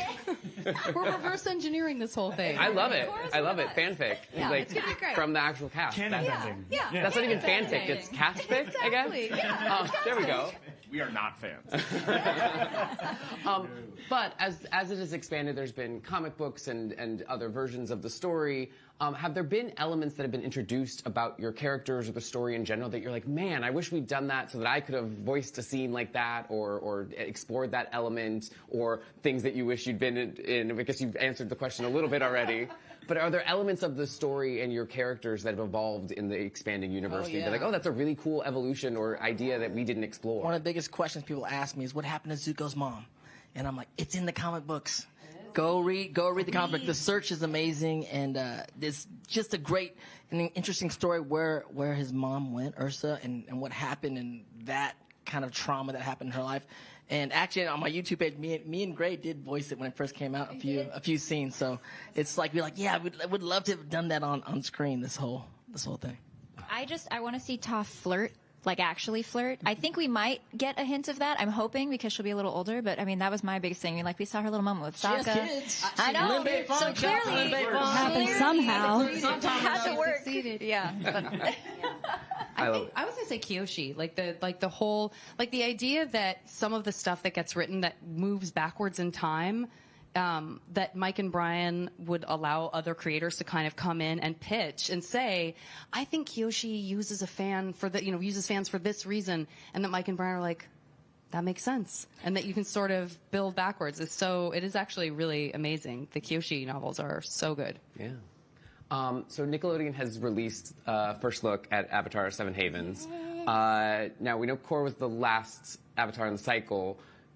Should we expect possibly an appearance, Seven Havens? Have any of you all been like, hey, I'm taking the call if you all want me to come back to this universe? Well, we're just really excited to be celebrating the original Avatar series, and so we're just trying to be present in the moment, and we actually just saw the first animated picture of the new series, so that was really exciting, and Mike and Brian premiered that just today, so if the call comes, great, and if not, we're here to support it. We saw that the same time as everyone else. I wish there was a big secret Avatar group chat where we know all the answers, but I promise you guys there is not, and we get the announcements as soon as you guys do. Sometimes I get like DMs being like, hey, here's this article, and I'm like, oh, cool. Like, I didn't know this was happening. So, yeah, I'm excited for there to finally be an Earth Avatar. Yes, it's about time. Cool. And Jen and I have a podcast, Brave the Elements, where we cover the Avatar universe for Avatar Studios. And so we barely get stuff that much earlier. Little things sneak in, but we can never talk about stuff. But, well, you never know. The series goes on. I got to voice my grandson in Korra. General Ira II. So you never know. A lot of voice actors from the first series got to be in the second series. So you never know. People can pop up anywhere. well, I know people would be very excited about that. And yes, shout out to Morgan on our video team, who is a fan of the podcast. Is very excited. Shout out, Morgan. So there is a, obviously a heated debate between who is the better or more powerful Avatar. Oh. Do you all care to comment? Oh. Let's settle it right now. Yeah. It's all the same person. It's all the same person reincarnated over and over again. So there's no really wrong answer. They're all twinkle toes. Korra has Aang as a part of her, but Aang doesn't have Korra yet. Yeah, Korra hasn't won, so Aang would win because Aang would No, be I think like, I don't know Korra would who win you because are. Korra has Aang. No, but Korra would never turn on Aang. I don't think Aang would want to fight Korra. I don't think they would want. She would be like, "Help me, But help if me." they did, They're so nice. They're help so me get, nice. I gotta get it together. Help me, Aang. So annoying. Can we get? I mean, Just Roku. fight. Roku would come in and rock it for sure. Yeah. I mean, Kyoshi would take us all out. That's. Yeah, I think Kyoshi. I think Kyoshi is OP for sure. I think I love you're it. right. I think any of those answers could be right, and I'm sure people online are heatedly debating it as we're having this. Yes. We're gonna play some games with y'all, but before that, I have a really quick question for you, Dee. Yes. What do you think? Which is the more rabid fandom, Avatar or Legends of the Hidden Temple? That's a tough call there. They're both very dedicated. I'd say the Avatar fans are a more vast group, but the Legends of the Legends of the Hidden Temple group is they're unshakable. So I don't know. That'd be an interesting wrestling match to see those two fandoms go at it. Well, I would love to see that, or a crossover. You all Reboot. could do. Yeah, there you go. There you go. Korra or a temple guard. Legends of the Hidden Korra.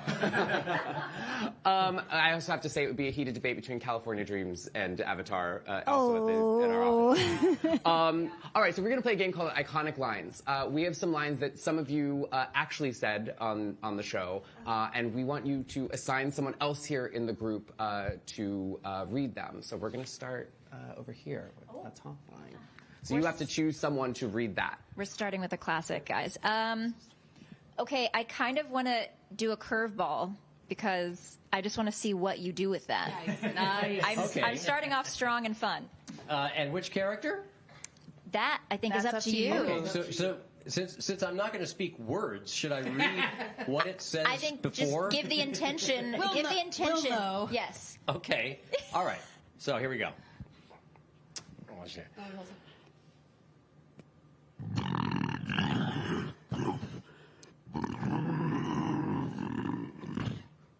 And that's... I got it.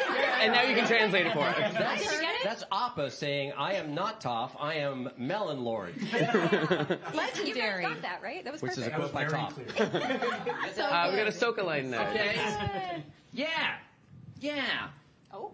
Yeah. Okay. You've heard me say this. Yeah, of course. Drink cactus juice. It'll quench you. Nothing's quenchier. It's the quenchiest. Nice. See, it's a lot cooler. Let's have a drink. Let's have a drink. I don't know if I want to drink it when you say it. A Zuko line.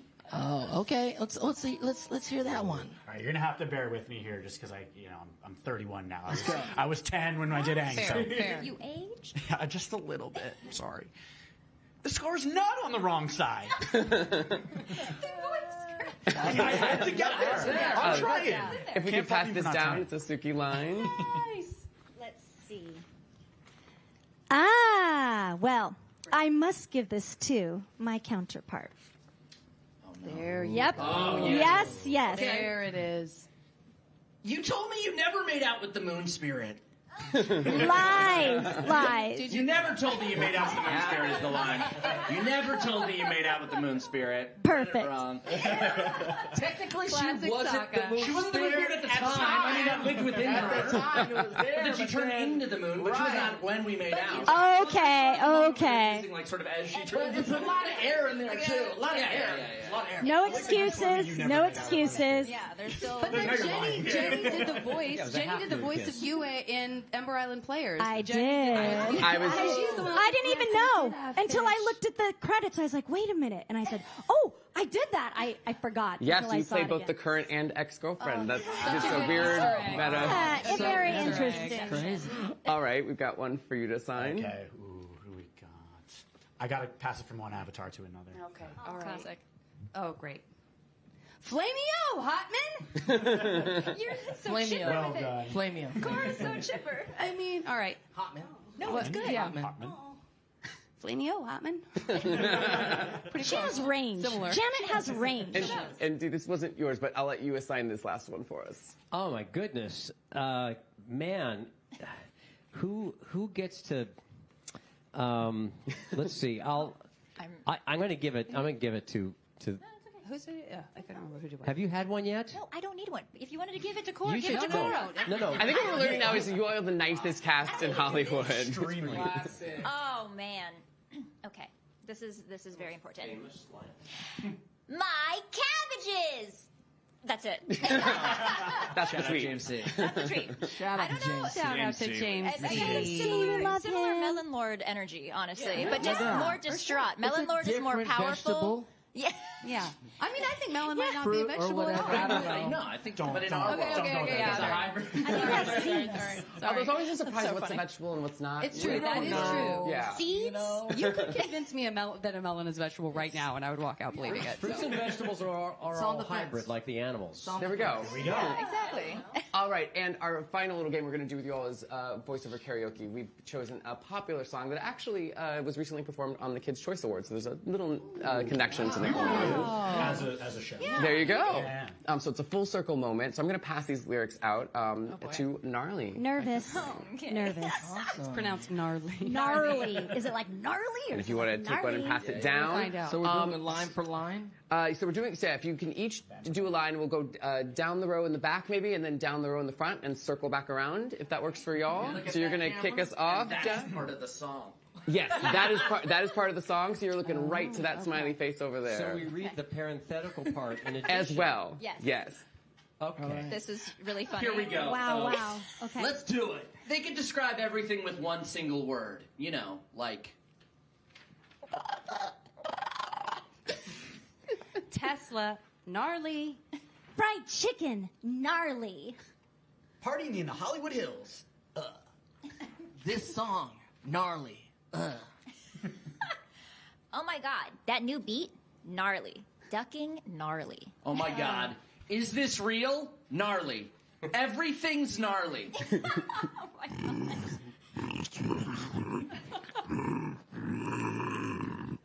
I heard the gang. And okay. We're going out tonight, gang, gang. Oh my god, this song's so lit. Congratulations.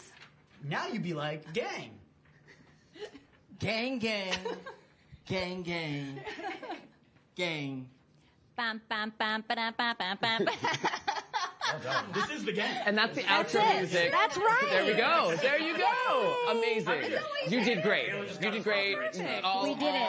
All get a record deal now and fantastic. that easy. I'll be the It's that manager. easy. We'll take the show on the road. Perfect. Speaking of show on the road, I know you guys have plenty more to do with Comic-Con.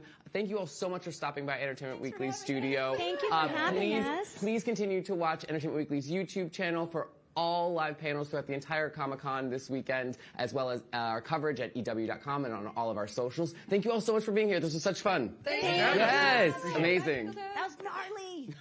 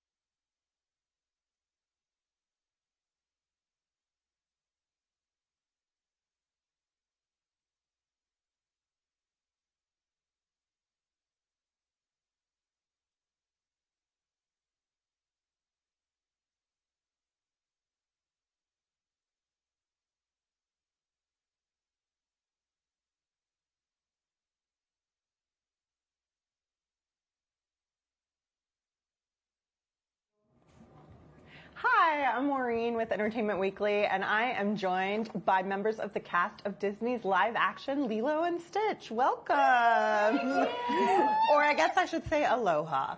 Aloha.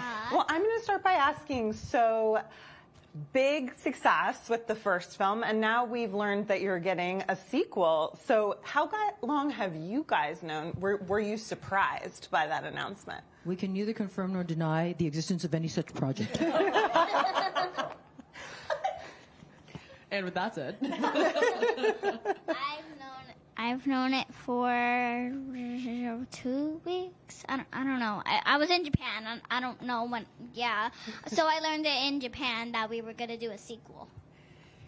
And have all of you been given any plot details? Is there anything you can share with us? Like, might it draw on the TV series that was around for a long time? I don't really know. They haven't written it yet. Yeah, they haven't. It's all in development. It's brand new. Yeah. It's exciting! And then, Sydney, for you, there was this strange backlash to Nani leaving Lilo to go to college, even though she can visit anytime she wants. Right. What did you make of that and that response? I totally understand it, but at the same time, I also think that there's something to be said about opening up the conversation for caregivers, and I think that there's also something to be said that, I think it's really huge that she was just starting off as an adult and she's taking on this role of a lifetime as a mom kind of thing, and she finally gets to get the chance to live her life. And I think also Lilo is not being left behind in that sort of way. She's got a whole band of family, blood and not. So I think in that sort of way, I think it grows past that stereotype, and I think it's rad. And then Maya, I know that you already were well-versed in hula dancing when you signed on for the film, but you also learned to surf for the movie. Are you excited to get back in the water for the sequel? Yes, I am. I am very excited. Yeah, do you think you're going to take more lessons? Or you've got it down? I think I got it down. Yeah. Yeah.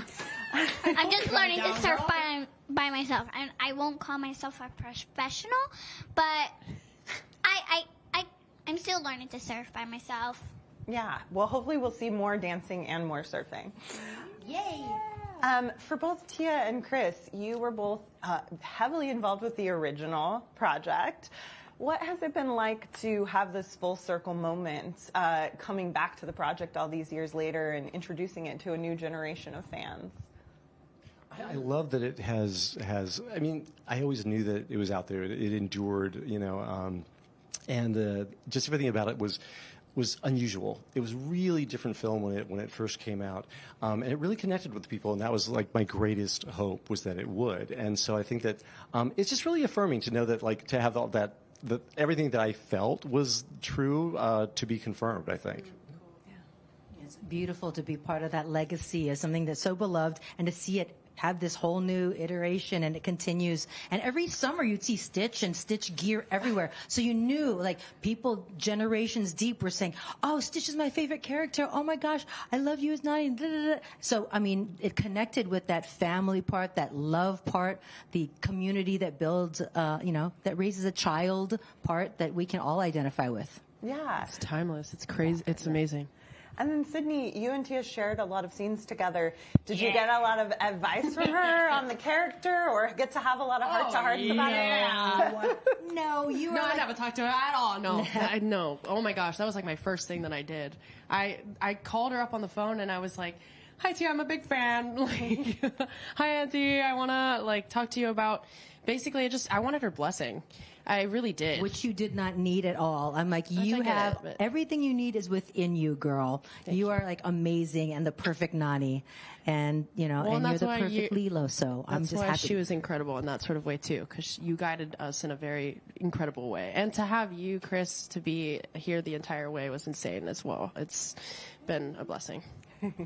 Okay, great. We're going to do positive feedback. So I'm going to give you cards, and then you can just read them aloud straight to the camera there. So, Chris, why don't we start with you? And I'll give you both cards. Okay. Thank you. Okay, Maya Ke Aloha, being a Rachel Zegler and Olivia Rodrigo fan is so precious to me. Oh. Yeah. Great. Tia? Maya Kealoha was adorable. If she chooses to keep acting, I look forward to seeing more of her. Smiling Benedict. Is that Benedict Cucumber Patch? Yeah, right. Maybe that's his secret social media handle. Sydney. I know. Okay. This is probably this is probably the most heartfelt Disney remake so far. From Henry Calvert on Letterboxd. Thank you. Thank you, Henry. Yeah, you guys can feel free to react. Mahalo plenty. I mean, I cry myself all the time. Okay, I am very, very fond of that misunderstood blue menace from Marshall on Letterboxd. Menace? I don't know. Yeah, Menace. All right, fine. We love a menace, though. menace. Yeah, he's a lovable menace. Sydney, I think you need to do that one. Oh, okay. I would have crashed out so bad if Stitch obliterated the kitchen I just cleaned. I know. Me too. From Enrique on Letterboxd. Yeah, dude, I feel for Donnie. Here you go, Tia. Oh, what's this? Lilo and Stitch was pretty dang cute, and my favorite of their live-action remakes. Maya Kealoha is one of cinema's cutest kids. Yeah. Hey, no, let him get to your head, bro.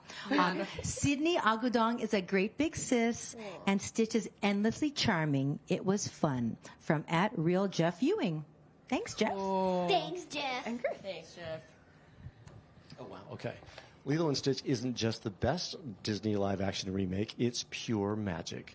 It lovingly reintroduces the original story to a new generation. From Zach Pope and Letterboxd. Thanks, Zach. Okay, great. And now we're going to do the voiceover karaoke. So we've actually picked a song called Vegas by Doja Cat, which she wrote for Elvis film, and it's like kind of her twist on Hound Dog. So we figured it was perfect for Stitch since he's such an Elvis lover. But do you know this song, Chris? Do you know so- Oh, but you just read it. You just read it. I just read it. Yeah, you don't need to sing it. Okay, okay. I just did. Okay. Oh, yeah. Dog player, I get it. Frog player, I get it. I understand. You ain't the man. You ain't nothing but a hound dog. Hound dog. You ain't nothing but a... Did they left the last part out? So I say hound dog anyway. I went off script. Blah. Oh my God! Amazing! Well, thank you all so much. And that was the cast of Disney's Lilo and Stitch. Check out all of EW's Comic-Con content on EW.com and be sure to keep watching the live stream on YouTube. Yay, mahalo! Thank you.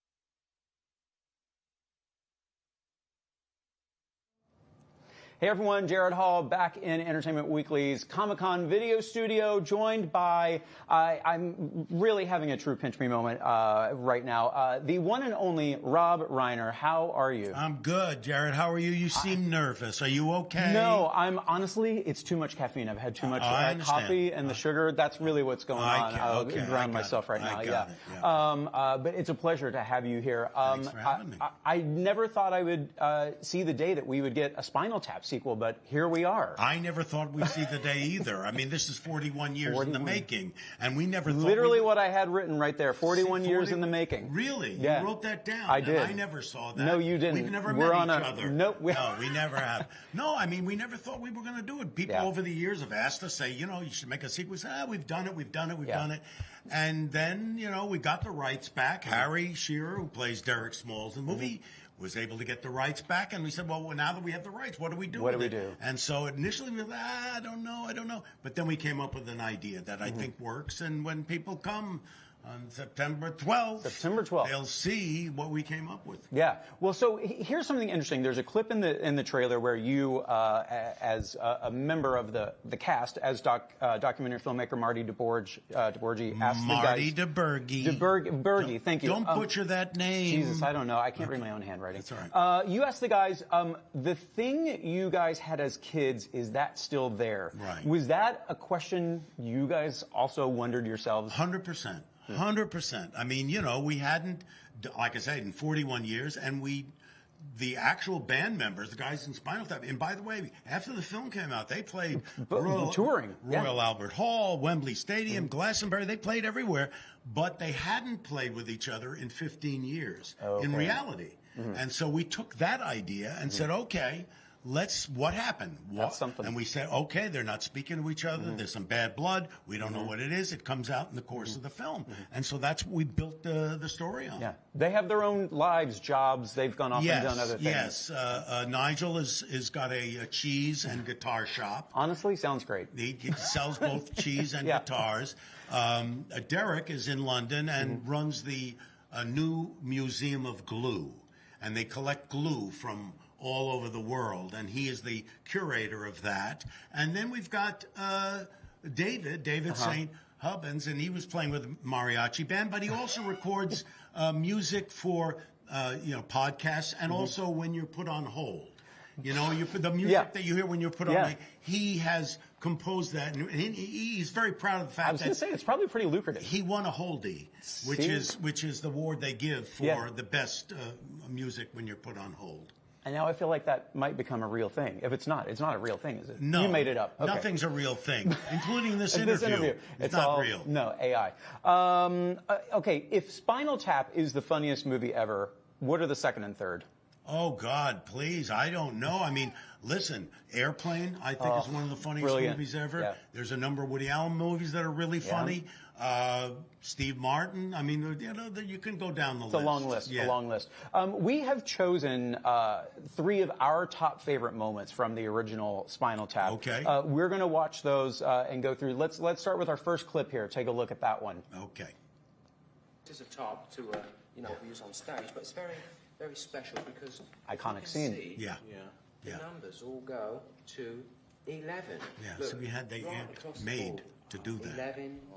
Right, because where can you find that otherwise? Let's go up to 10. Exactly. Does that mean it's louder? Is it any louder? Well, it's 1 louder, isn't it? It's not 10.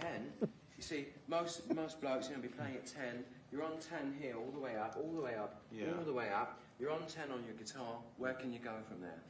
Where? I don't know. Nowhere, exactly. Okay, so wait, you didn't get to the point where he says, I say to him, well, why don't you just make 10, make that the top number, and make that a little louder, and he does a long pause, and he goes, well, these go to 11. I mean, I stumped him, and I love the fact that I stump him, and he doesn't know what to do, so. And then because that was all improv. The whole thing is all improvised. Right. All the dialogue wasn't planned.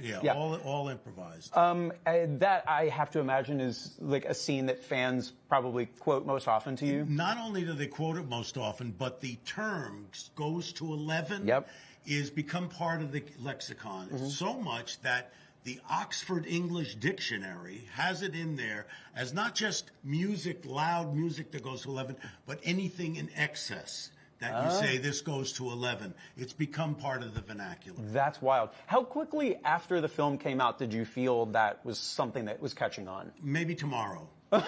I don't know. It took a long time because when it first came out, people thought it was a real band. Right. And they said, why would you make a movie about a band that nobody's ever heard of and one that's not very good? So it took like many, many years for it to get into the Library of Congress and the National Film Registry. And now people, every rock musician comes up to us and says, I got a Spinal Tap moment. I got a Spinal Tap story I can tell you about there. And you've used some of those, right? Oh, in this new film. Yes, we've used them. With Paul McCartney, I understand. Paul McCartney, actually, they were rehearsing for the Spinal Tap was rehearsing for a tour at this rehearsal complex. McCartney was down the hall, also rehearsing for his tour, and he wandered into their rehearsal hall and he says, "Hey, fellas, play me a tune." And they did a version of "Start Me Up" by the Rolling Stones, which was probably as lame as it could be. Horrible, yeah. Well, and that is now in the film. Does the amp still only go to 11, or has technology changed that? Well, we tried. We had an amp that went up to infinity. Oh. And it was so loud it broke glass on other planets. Okay. So, I mean, if there was glass on Mars, it would be broken. It shattered. Gone. So it was too loud. Well, dial it back a little bit. Yeah. Okay, let's check out our second scene here. The Gospel According to Spinal Tap. This pretentious, ponderous collection of religious these songs reviews. is enough to Not prompt the great. question, no. What day did the Lord create Spinal Tap, and couldn't he have rested on that day too?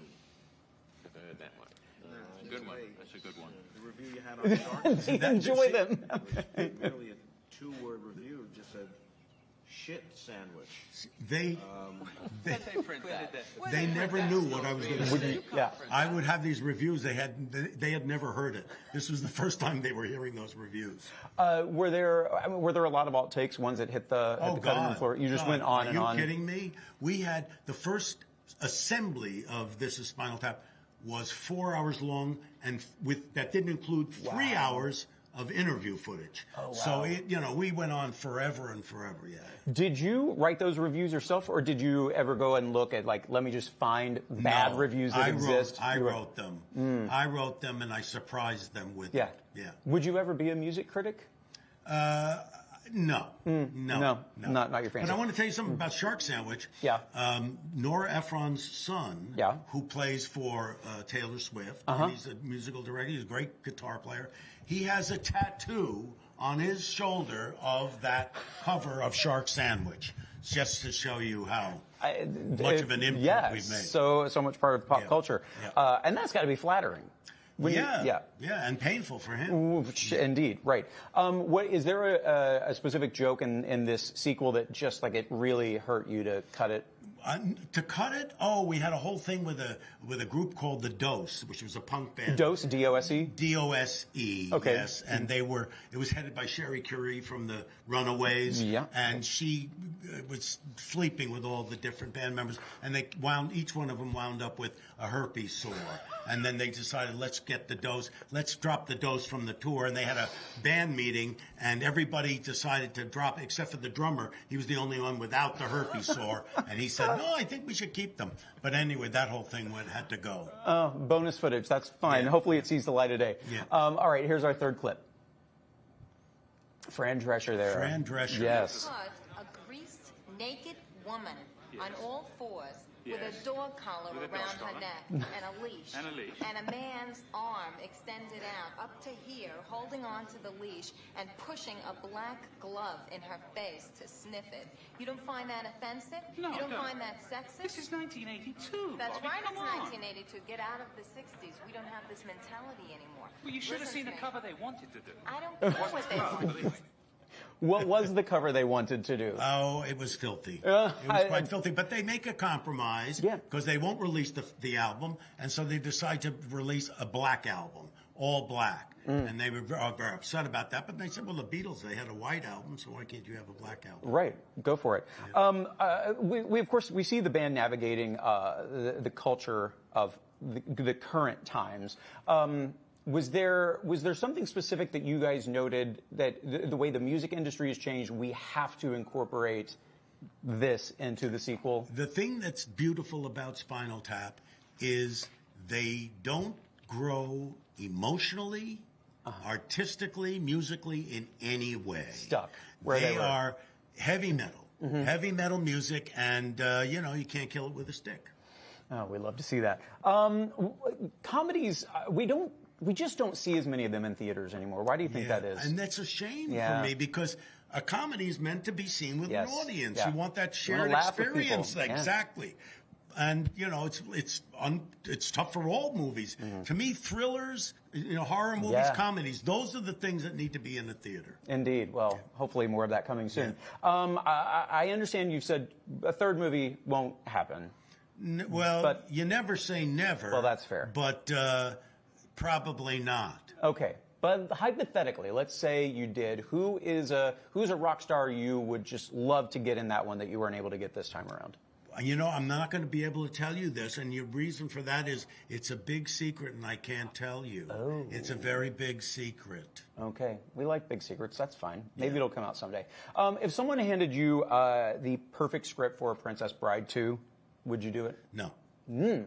No, and Nothing could convince you? And the reason I wouldn't do it is because William Goldman, who wrote the screenplay and who wrote the book that it's based on, said it's the best thing it's his favorite thing he's ever written, and he wanted it on his tombstone. And I would never do any. And he's now no longer with us. I would never do anything unless I had his approval. Yeah. Well, that's very honorable. All right. Last question here. I loved so much watching The Bear when you popped up. I had a fun time. Didn't know you were going to be there. I didn't either. Yeah. That was a surprise to me, too. Yeah. But I feel like we haven't seen the last of Albert Schnurr. Yeah. I mean, listen. He came up with the idea to save the bear, in the franchise in that beef window. And so you never know, and they're going to have another season. So, if they give me a call and they increase my salary, maybe I'll come back. Pony up, kids. But I guess that was my question. Have you received a call yet? But you haven't, is what you're saying. No. I don't think they've even started working on the scripts. Yeah.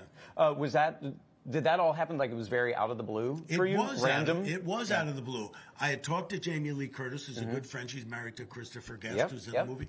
And she had the greatest time. And she's fabulous in it. I mean, she was incredible. And she said it's the best experience she's ever had. And she said, you got to do it. So when they called, I said, okay. And the guy, Chris Storer, who writes and directs it, he's brilliant. And he sets a wonderful table and makes it it's so easy. It's like the sandbox you want to play in. And he works very similar to the way I work. Oh, well, love to hear that. Your work on there is great. Your work everywhere is great. It's been such a pleasure to have you here. Very nice Spinal to meet Tap you. 2, the end continues in theaters September 12th. Go laugh with people, because we all need that right now. You gotta be with a shed. Yeah. Enjoy it. Thanks so much for being here. Thanks to you guys for tuning in. We have more to come right here. Stick with us on YouTube and check out all of our full coverage of Comic-Con on EW.com and on EW Socials. We'll be back shortly.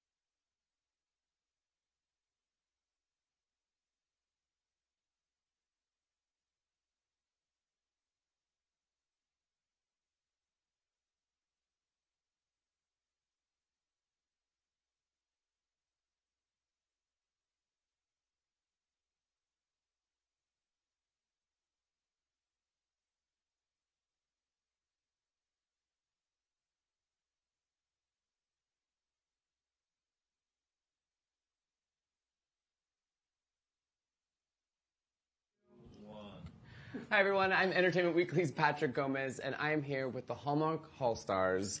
It is incredible to have you all here for the first big initiative of Hallmark being at Comic-Con. I had the fortune of getting to eat dinner with some of you all last night, and we were, no pun intended, marveling about the fact that that actually wasn't prepared, but I realized it was going to come out there. And that's our show, everybody. Thank you very much. But marveling about how much it actually makes complete sense that Hallmark have a presence here, because this is a celebration of fandom, and I don't think there is a fandom that's as rabid as the Hallmark fans. What has this Comic-Con been like for you all being here? Because I know at least some of you have been here before for other projects, but for those of you who's is their first Comic-Con ever? So I'll start with you all, and then want to hear about the differences between being here. Yeah. What has this been like, and to see everyone just be so excited that you all are here? DJ? Tyler? It's been amazing. We're talking about. Oh, that's amazing how we did. Go ahead. That was marvelous. You guys should do a movie together. No There's way. great chemistry. Great chemistry. It's like they have chemistry or something. No, please. I have nothing. I have nothing. Okay. Move. Come on, Luke. Just take over. Just take over, Luke. Legitimately, for the last 2 years, to old episodes of Star Trek Voyager. Yes. Legitimately. And to me, there's something about watching people do a thing that, makes you very comforted. And that's exactly kind of what Hallmark does. So, it actually makes perfect sense to watch people over and over again that you really, really like. And I think it's actually very adjacent to the whole sci-fi thing. The reason we watch things over and over again, go back to them. Yeah, you're right. Look at you getting deep over here. And for those of you Thank that you, it's Oprah. not your first, what is it like to be here with Hallmark and seeing, is it the same? Is it different? Our fans showed up and showed out. There were a lot of crossover fans from all the different projects that we've done, but they really came to support Hallmark. So I thought our panel was a great success and very fun for us as well. Yeah.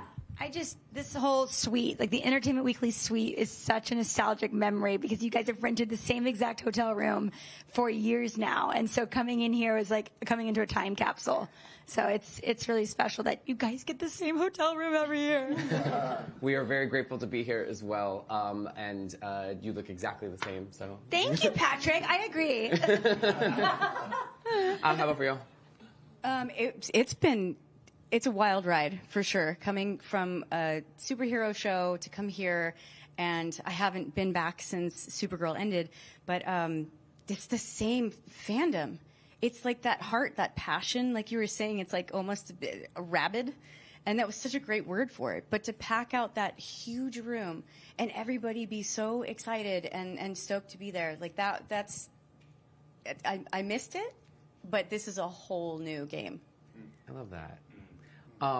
We are in the middle of summer, and although this Comic-Con is a little bit cooler than some of the past ones have been, which is nice, you all are no stranger to hot environments. I know we've gotten to speak before about filming in winter wear in 118 or 13 degree heat for your Chief's Love Story film. Yeah, I'm wondering how Luke survives. He's taken his shirt off 4 or 5 times today. How do you make these movies? Part of the Hallmark experience. But what are the tips and tricks now that you all have, gotten your Hallmark sea legs, that you've learned to be able to film as though it's the middle of winter when it is most definitely not? Icy drinks. Did you say no pants? Hallmark at night. I'm pitching this. Hallmark After Dark, as we like to call it. So I've actively avoided scarves. And if you watch my Hallmark movies, I try to get out of scarves every single time. Because scarves, you can't, if you take them off, then it's continuity and it takes forever. So that's one of my tricks. Avoid scarves. Yeah. I mean, there's so many that physical, the fans, and then the paper towel in the places, and there's and then this is my favorite. Right before we roll, just getting some air circulation. Smart. When we have to jump in the pond and it's November, and the water actually got to 51 degrees at one point, and so we have to jump in fully clothed. And so when you get out, they call us baked potatoes, because we get out and immediately you've got 4 or 5 people from wardrobe running up to you and throwing, taking as much as you can, decency's sake, off, and then dry towels. They have a tent right across the way that has the heaters in it, and then we have to just strip down, and then they put the foil blanket, like the emergency blankets that you have in the kits, so we literally look like baked potatoes. And we have to do it because it's, it's like 40, 50 degrees outside, and then it's 50 degrees in the water. You can't tell the difference. Yeah. Well, I think you just launched a whole new cosplay idea. People can come as the baked potato! Yeah, there you go. I'll come in silver next year. There we go. Yeah. No, you got to do yellow. Yes, you have to stick. Well, I'm sticking with my yellow theme. Yeah. I was saying my stylist, Gabriel Langenbrunner, he's trying to hide off camera. He's hiding off camera right now. Into the corner but over there. he's been styling me for 10 years, and every time I've come to Comic-Con, we've just kind of done a little wink where I'm always in yellow, or I'm like yellow and green. So we had to keep with the theme. Yeah. Have to. Next year. We got your green here in the studio. I know, I love this. I'm going to pull like in the movie Signs, and I'll get the little foil hat. There you go. That's what there I'll do. you go. I like that. Okay. Just no water anywhere around you. No. Yeah. All right, we're going to play a little game that we're calling Hallmark or Hallspark. Okay. So these are, I'm going to read log lines, and they're either going to be from existing Hallmark movies or Hallmark movie ideas that the EW team came up with. And you all have to You all have to guess if it's a real one or not. All right, everyone understand? Yes. Okay, the first one. Real. Yes. Oh, I'm sorry. Are we going to collectively decide? I think I'll take it. Who thinks it's real? Who thinks Double it's Dare style? Oh, I like that too. Yeah. Yes, Mark fine. You're Mark We're doing Summers. this. Let's go. There we go. We had the host of Legends of the Hidden Temple in here earlier. You do know. He's the voice on the Avatar: The Last Airbender. That's so cool. So he was in here. Legends of the Hidden Temple. You just unlocked all of my dreams. Yeah. No, it was amazing. It was amazing. All right, this first log line.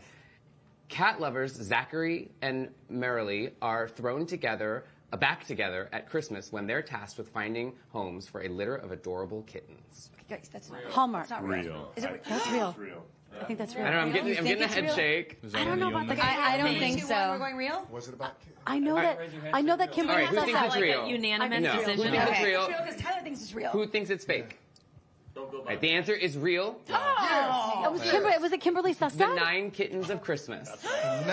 Look at you with that memory. All right, next one. Wow. When no-nonsense architect Holly returns to her hometown to help save the town bakery, she butts heads with cheerful gingerbread house champion Nick.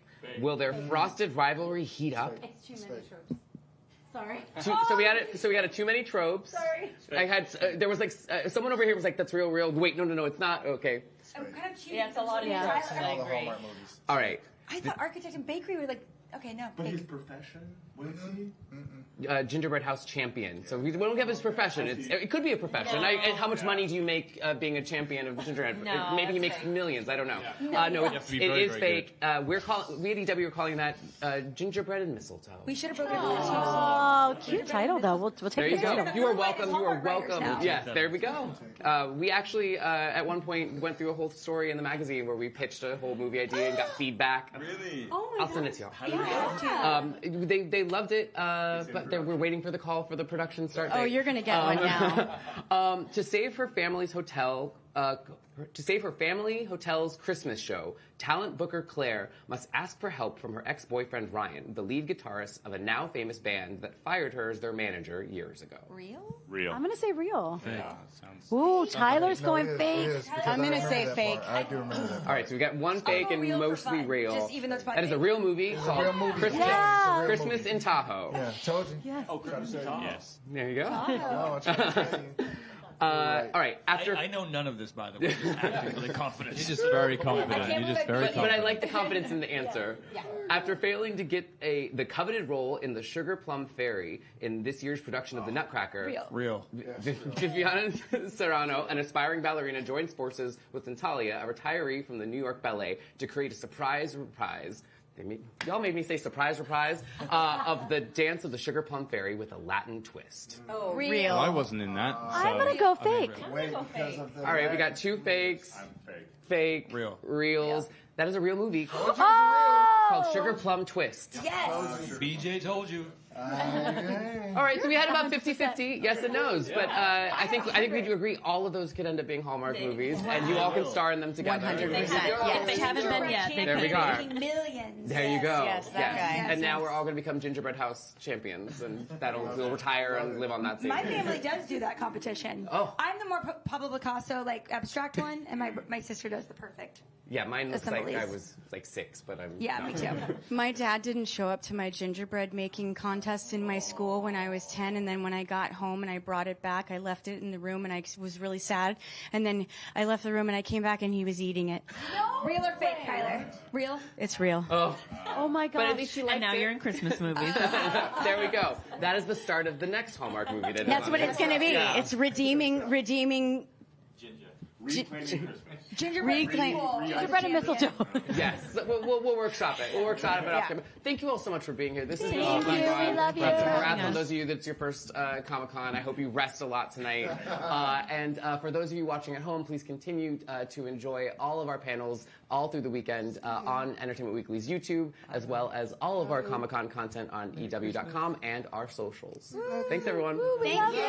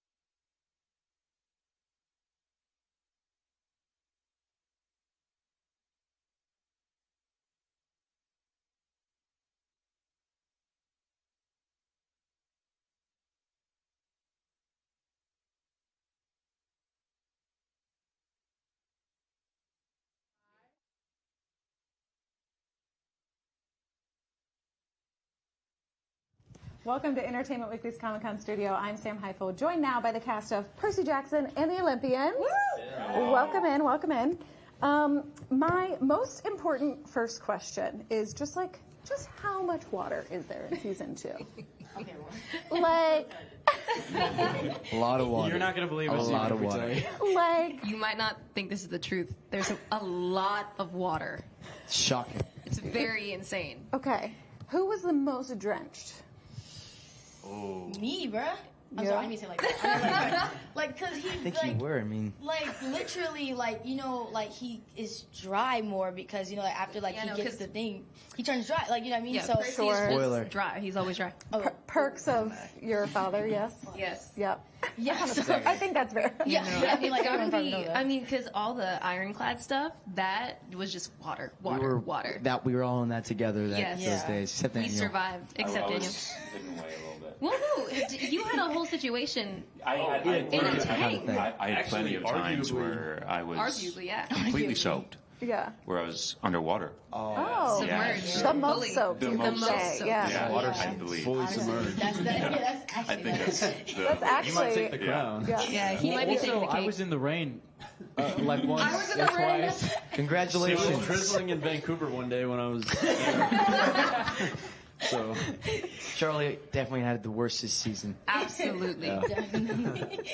I think, you know what? I'm gonna say, even though you might have been wet more, Yeah. I had it worse because I was wearing I'm not gonna spoil anything, a certain outfit, and I was soaked for one of the scenes, and it was a very uncomfortable outfit to be soaking wet in. Yeah. Do that for I ain't gonna lie. Were you staying soaked through the day, or were you getting to dry off? There was a week where it was just all day. we stay soaked. Right. Yeah, through the day. wetsuits underneath the outfits. It's honestly worse to dry off. Yeah. Because then they you soak just you go after. right back. Yeah. Exactly. And especially because also those type of scenes, obviously you can't film that outside, so it's in the studio. Yeah. And most of the time we're doing studio stuff, they try to do that in the winter time so we can stay warm. Yeah. But obviously they don't have your trailers in the studio, so going Yeah, you crafty still have and to go stuff, out to in the you're cold. freezing. But it adds to the experience. You're like, okay, adrenaline up. Let's go. Yeah. Try Yeah. going to school, bro, sitting on a towel, and Oh your my paper's God. getting wet the whole time. Trying to write. School while being soaking wet. Man, I'm sure that's not. Worst job ever. Yikes. not great.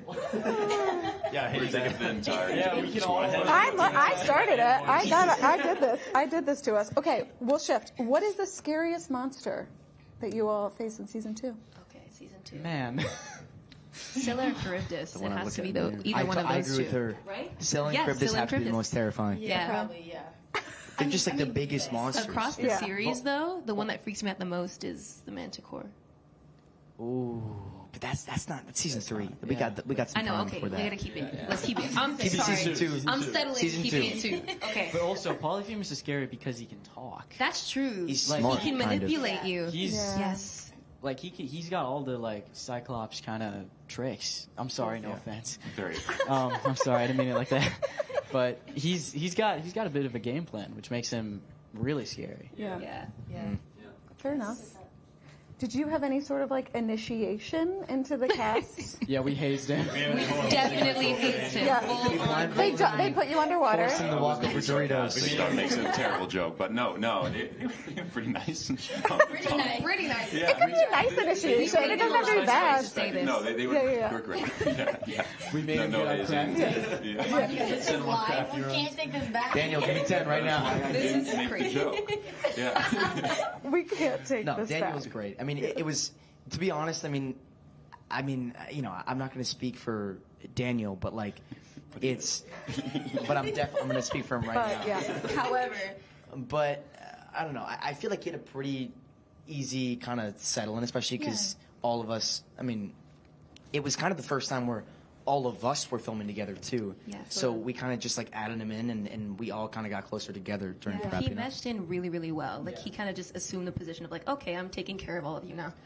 He really didn't skip a beat Yeah. at all. Yeah, no, it was great. But he's been amazing. I love him. It's the best. No, like it was probably the easiest little transformation for like a season 2 that Yeah. you could possibly have. I mean, they came in as family, but they kind of accepted me as family within just a couple of days. So Yeah. it was fantastic. And then Yeah. they said, "Can you deal with Can it you do underwater?" it underwater? Yeah. And can we kick you around? Can we throw you on the ground Once we made sure for a he couple felt weeks love, straight? Yeah, that's when the then hazing the started. abuse happened. Yeah. But Greek life. That was more a story than them, so I don't blame them. Yeah. Fair enough. Okay, we mentioned one thing from season 3, though. I do want to talk about it a little bit, because that will be the first time we've ever seen, like, book 3. Is there something you guys are most excited about that you hope you get to do? Obviously, no, like, literal spoilers, but something you would love? I'm excited to ride the Aramanthian boar. I think is that how you say it? Is it? I'm not sure, I think actually. I think I messed up the name, but I get to. We've ride only the ever boar. read it, so. I know. But I get to ride the boar and Bessie, so I hope I get to do both of those. I think that'd be cool. My little like coffee-induced like. Yeah. Like. I'm excited for the Manticore scene. Yes. Honestly, Yes. like that whole thing, that whole sequence, you know, like if you really compare 3 to, you know, season 1 and stuff, it's just like so much like different but same but different. You know, it's like this is like our normal life now, but just like how everything comes together and stuff. It's really amazing, but I'm really excited to film that scene and like see how like we all like go together on that and like I don't want to say like, yeah. Like, try to put him away. Yeah. Such a nice way to say it. Yeah. I'm excited for Thalia and I's little scuffle. Yeah. I'm excited for it. I'm very excited for it. about I was that. going to say the same thing. Like Yeah. the reunion with Thalia for Luke is going to be That's gonna be crazy. crazy. Yeah. Because we see some of the flashbacks in season 2 and them like their history, but I'm current also. day is going to be crazy. Yeah, sorry. No, you're good. No, it's whatever. To cut off Charlie. I'm excited for in the forest when Percy slices a bullet in half. Ooh. I think that's gonna be. I hope I get to get shot in the happens back in still. book 3, right? With the gun. That would be insane. I think he like slices a bullet in half after getting fired. Does that happen in book 3? Yes, book 3. Yeah. From the Spar Toys. Yeah. Oh. Love it. It's pretty Specific. cool. And the introduction of Nico. Yes. Nico and Bianca. Yeah, Bianca's It's gonna be also amazing. So much. There's so much to look forward to, guys. I'm so sorry. I don't even know why. It literally passed my mind, but I'm really excited for this like sky, like holding up the sky and stuff. See like us I do know. that. Like, Gray Street. I wonder how they're Yes, gonna the make gray you two streak. look. Sorry? Like, I wonder how they're gonna make you guys look. Wait, like, I wonder. Oh, shoot, I almost said. We're live. But no, like I literally almost get okay. No, but like I'm just really excited for that scene and like the gray streak and stuff. Like I think that's gonna be like. It's gonna be a part of us. It's not like you get it and then it goes away. Like that's really something that like you will have a part of you the whole time. Yeah. Yeah. So Amazing. sick. Okay, we're going to switch gears, do a few quick superlatives. Okay. Which of your co-stars is most likely to sneak food into the movies? A la like a Trojan horse, you know? All the Trojan horse is insane. It's written. No, I loved it. Who would? I'd say. I feel like it'd be me or Leah. Really? Yeah. I was going to say you. I was gonna go Aryan. Me? Yeah, I was going to say I feel like Aryan would. I've never once done Ari, that. wait, no, you totally would. I totally purchased would. my You food would. at the counter like a respectable citizen. Good man. Like a Good man. respectable man, a good Samaritan. I mean, to be honest, I had done it a couple times. Like I was gonna say, it's just like outrageous the price for like Actually, matter of fact, I popcorn. think I've seen you do it. It is I'm true. not spending like $60 On M&M's. per movie. Well, this is also too before they had like pizza and like all types Right, of now you can the get whole a thing. meal. But like I used to come to the movies stacked. Like me and my friend would go in the morning with a backpack and a blanket, and like we'd be there all day. But this is again before we had like full on like tacos at the movies. Like that's crazy. Yeah. At the movies. Yeah. Is that a It's like- restaurant movie? Well, no, it's like they do that like Certain now. theaters, Like certain like an theaters have Alamo like Draft House does like dinner. yes, like they have like whole I got situations. poutine for the first time at How was that? theater. I've never had poutine Oh. before. Well, I shouldn't have had it at the movie. I was like at a movie theater. I didn't really enjoy that, guys. So never went back. Okay. Who is most likely to be the best at solving riddles? Daniel. Yeah, Daniel. Daniel, I was gonna say Daniel or Arian. We didn't escape from him, Daniel did the whole thing. It's so on his back. I gave up so fast. He gave up so Charlie and I made up our own story. It turned into a whole like I was your dad. No, that was later on down the line. First, like I was captain, he was corporal. I was lieutenant. No. I was lieutenant. I was corporal. And Daniel was right. Charlie was captain. And we figured out later on that he was my dad. We were stuck on an alien planet. Exactly. I was just my mom was dad. alien. It was a whole situation. It was a beautiful story. It was great. Yeah, we don't do this. And Daniel was actually figuring out how to get us out of there while we were Carried us on his back. Not so much. Not so much fiddles. Okay, what about who's most likely to visit a psychic to have your future read? Dior. Y'all really didn't have to read me like that. Like, that's crazy. But yeah. Have you done it? No, actually. Are you serious? Yeah. Well, because it's like my whole thing is like I'm trying to like just like be in tune.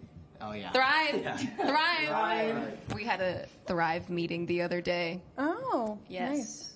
Do you know what a Thrive meeting is? Nope. I'm so sorry. I'm like, I just said Thrive meeting. It's like we have to, it's like team building and like we write like core values that we want as a group on the board. And one of the words is in tune. It's a whole thing. It's nothing to do with a psychic. Absolutely not. No. Well, yeah, it's a No, group. it's a great point. It's a great Both are great things. Thrive meetings and But psychics. I'm not opposed to it. Yeah, I'm not either. I'm not opposed. I just feel like I shouldn't know too much about my future because then I'm going to change it.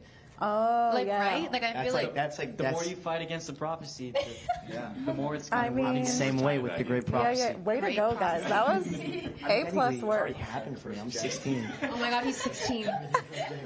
Okay, sorry, what was the next question? Yeah, next Okay, question. I'm so sorry. No, you're good. We're gonna do a bit of fan casting. So your dream big, whoever you want. Who would you cast to play these characters? Okay. We're gonna start with Aphrodite.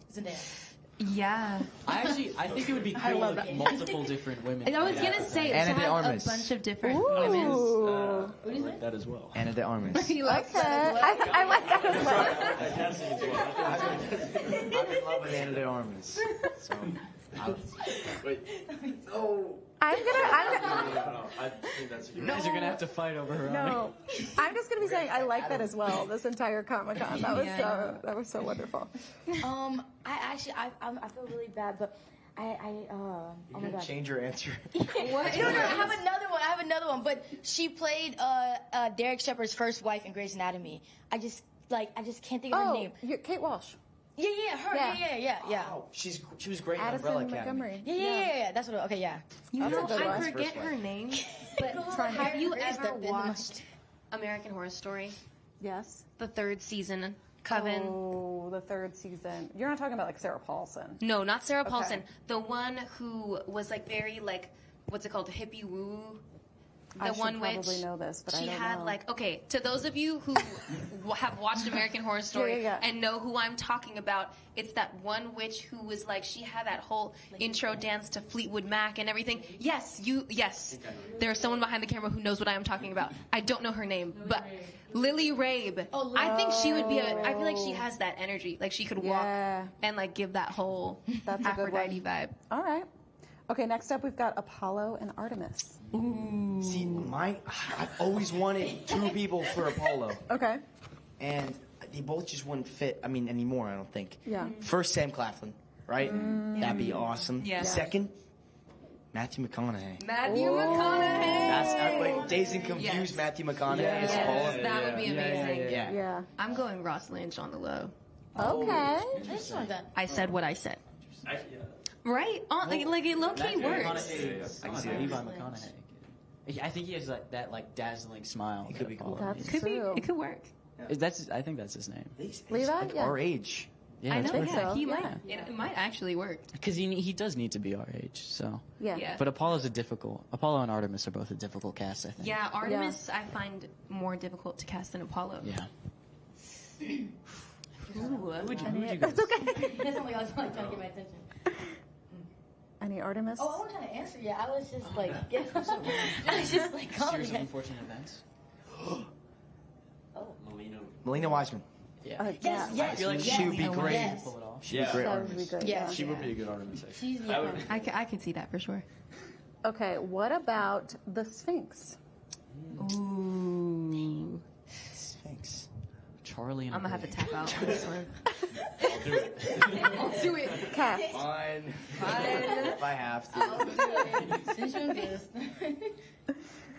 I'm going to throw the last one. Okay. Atlas.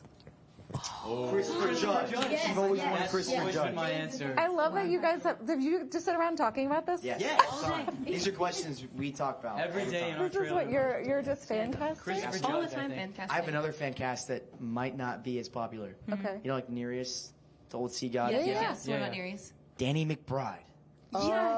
Danny McBride. I can think he'd be totally perfect see for that.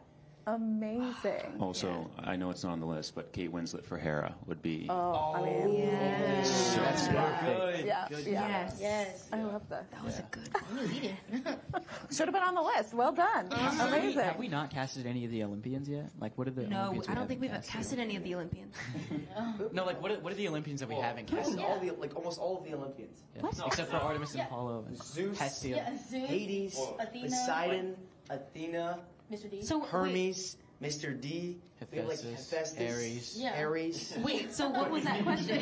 So then we asked you about the if there were titles. any that we missed. Yeah.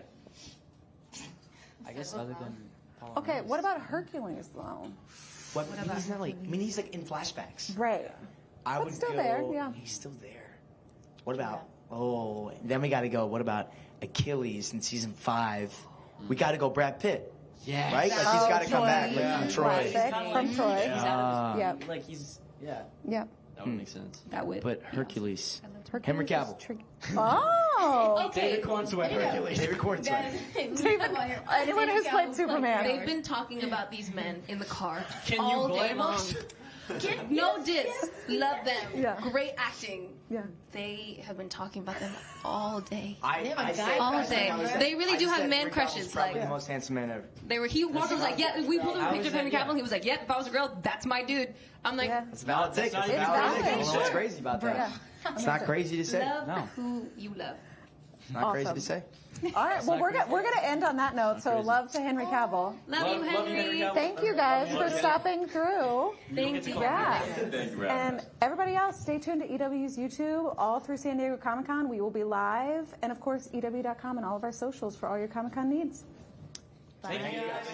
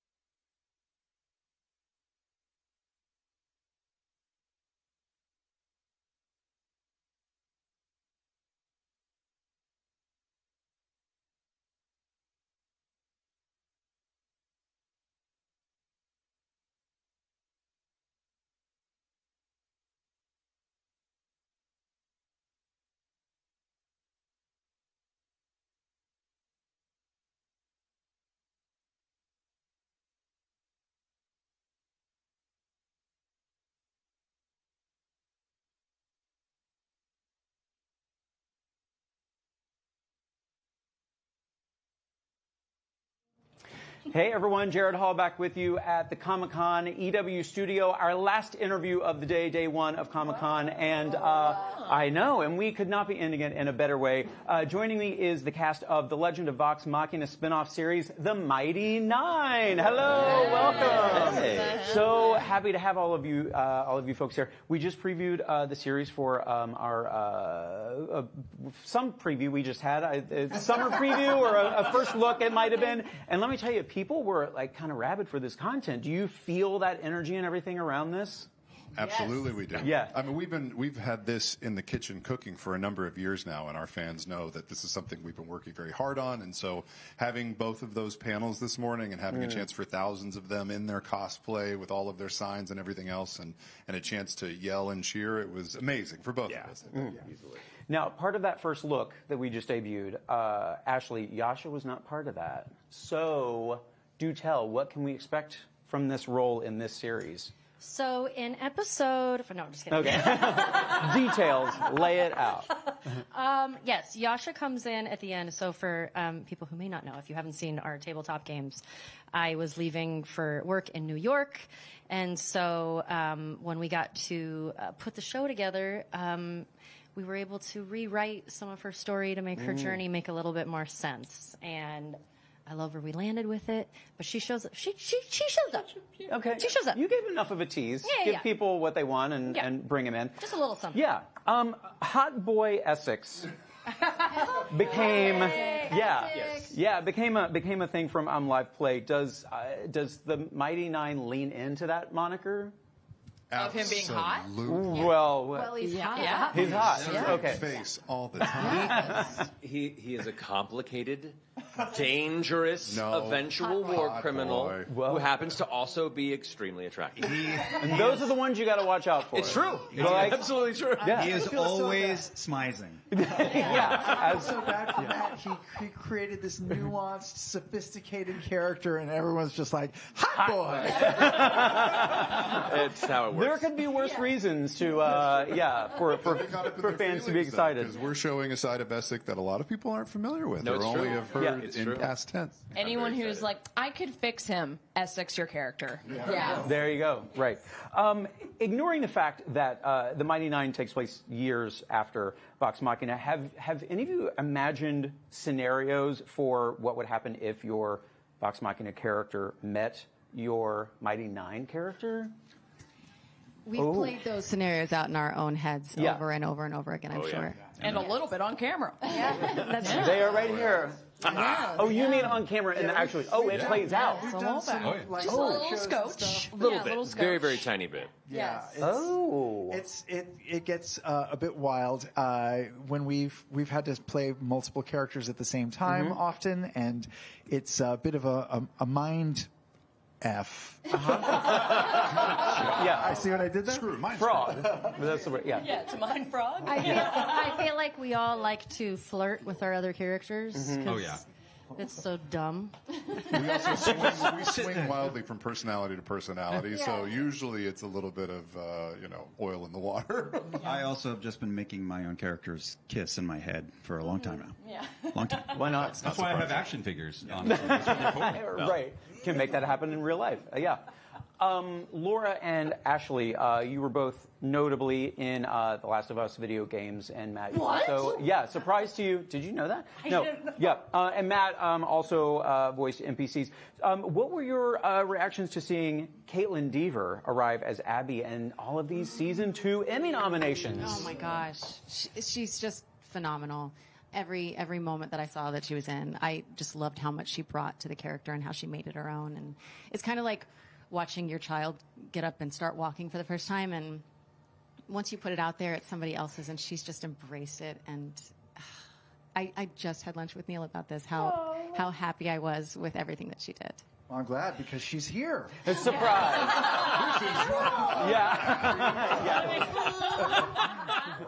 Surprise. There's such a fierceness about her, and she's a petite girl, and you're like, I don't want to mess with. No. I wouldn't want to get. I'd run the other way. Yeah, absolutely. I mean, I wouldn't want to get in a fight with Laura Bailey either. I haven't seen that side of you yet personally, but yeah. We've had to fight each other. We did. We had to do an incredible fight scene. Yeah, we at did. the end of the game. And I was very sick, and I was spitting all over you. Yeah. Oh. Not on purpose, but we were yelling at each other. Choking her and spitting on her. Yeah. It's important. That was part of the choreography. Yeah. No, yeah, she had to choke me for a very long time. Yeah. Yeah, well, that worked out well. Has Craig Mazin been in touch about potential cameos, anything like that? Oh, you. Look at you. I'm not saying anything. Well, good, because he's No. right. The surprises keep coming. We're going to have to do that sometime, just surprise people with that. Yeah.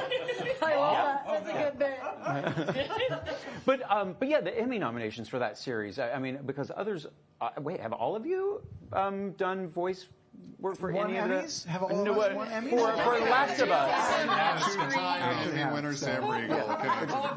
Thanks for bringing up Voices or Emmys. won Emmys, or both? We all were Dealers, voices you choose in The Last of Us. The Last of Us. Yeah, right. So I mean, to see we where all, it's. we all just borrow his Emmy when we can. Every week it shifts. It's a rotation. It's like custody. Yeah, sisterhood of the traveling Emmy. Voiceover on The Last of Us kind of contributed to the start of Critical Role because I was helping Neil by directing voiceover for the first game. Yeah. And it's how I met Ashley, and everyone here got shot in the face on that game. We all got shot in the face. And out of that, Ashley and I got to know each other. I was like, "We're doing this thing. Do you want to try it?" And she did. She want to roll some dice. Yeah, I want to roll some Yeah. dice. Yeah. First one's free, boy. Love a nice winding road like that, though, when one leads to another. Okay, this is where we'll start to wrap things up with this question here. Given that the animated shows are a different medium from live plays, of course, how did you approach the connective threads between the two stories to make sure that an average or an uninitiated viewer could understand the connection? Well, we had to work against a couple of things. One, the Mighty Nein have been around for years now. The campaign went on for years itself, and it's been in progress. We've added to the stories as the years have gone on. So we also have to fight against what everybody knows about the characters at the end of the story versus where they started out. Yeah. And in between the two campaigns of The Legend of Vox Machina and the Mighty Nein, we have the benefit of it all being in the same world of Exandria, but there's a jump in the timeline. So there are some elements of that world that will cross over and things that will touch and little Easter eggs that I think fans and maybe new folks that have seen Legend of Vox Machina but are coming to Mighty Nein will see and go like, oh, I know what that is. There's a little bit more of a buy-in there. But we really tried to make it so that whether you're a diehard critter or have seen everything that we've done, or you're just coming to the show for the very first time, you'll be on equal footing. Yeah, and the truth is, you don't have to watch Legend of Vox Machina to enjoy Mighty Nein, and the other way is true too. In fact, I'm sort of curious and interested to find like some fans who like Mighty Nein better, some fans who like Vox Machina better, and maybe there'll be overlap, and maybe there won't. Yeah. We'll find out. Yeah. And one may inspire folks to watch the other if they've not yet. Absolutely. Yeah. I look forward to the concept of somebody getting really into Mighty Nein and then somebody telling them it's the same world as Vox Machina and have their brains slowly melt and be like, Whoa. Not like a turf war. Like we get the fans and they meet and there's like streamers and like colored It's like the Jets smoke. and the Sharks. Oh. They break out into musical. Your own spit on them. Yeah. Now you're inspiring a whole musical an episode. Right. You could be part of that world of shows that have a musical episode. Oh, yeah, like Buffy, how right, Buffy right, had a exactly. musical episode. I do have to like shout out our amazing musical man right here. Sam Riegel and I mean so many other people, but as well as Peter Habib and Neil Acree do so much with music on the show, but Sam does a lot to like write all of the silly, campy stuff. Neil, Peter, come on out. That's it. Rule 3. It's done now. Well, you guys, thank you so much for coming through. So happy to end our day with you here. Congrats on the series. I know there are a lot of folks who are excited for this one. So, yeah. Thanks for being here. And thanks so much to all of you for tuning in today. We have more coverage of Comic-Con at EW.com and on our socials. As I mentioned, this is our last interview for the day. We will be back tomorrow morning. See you then. Thursday, best day. Bye. You got it.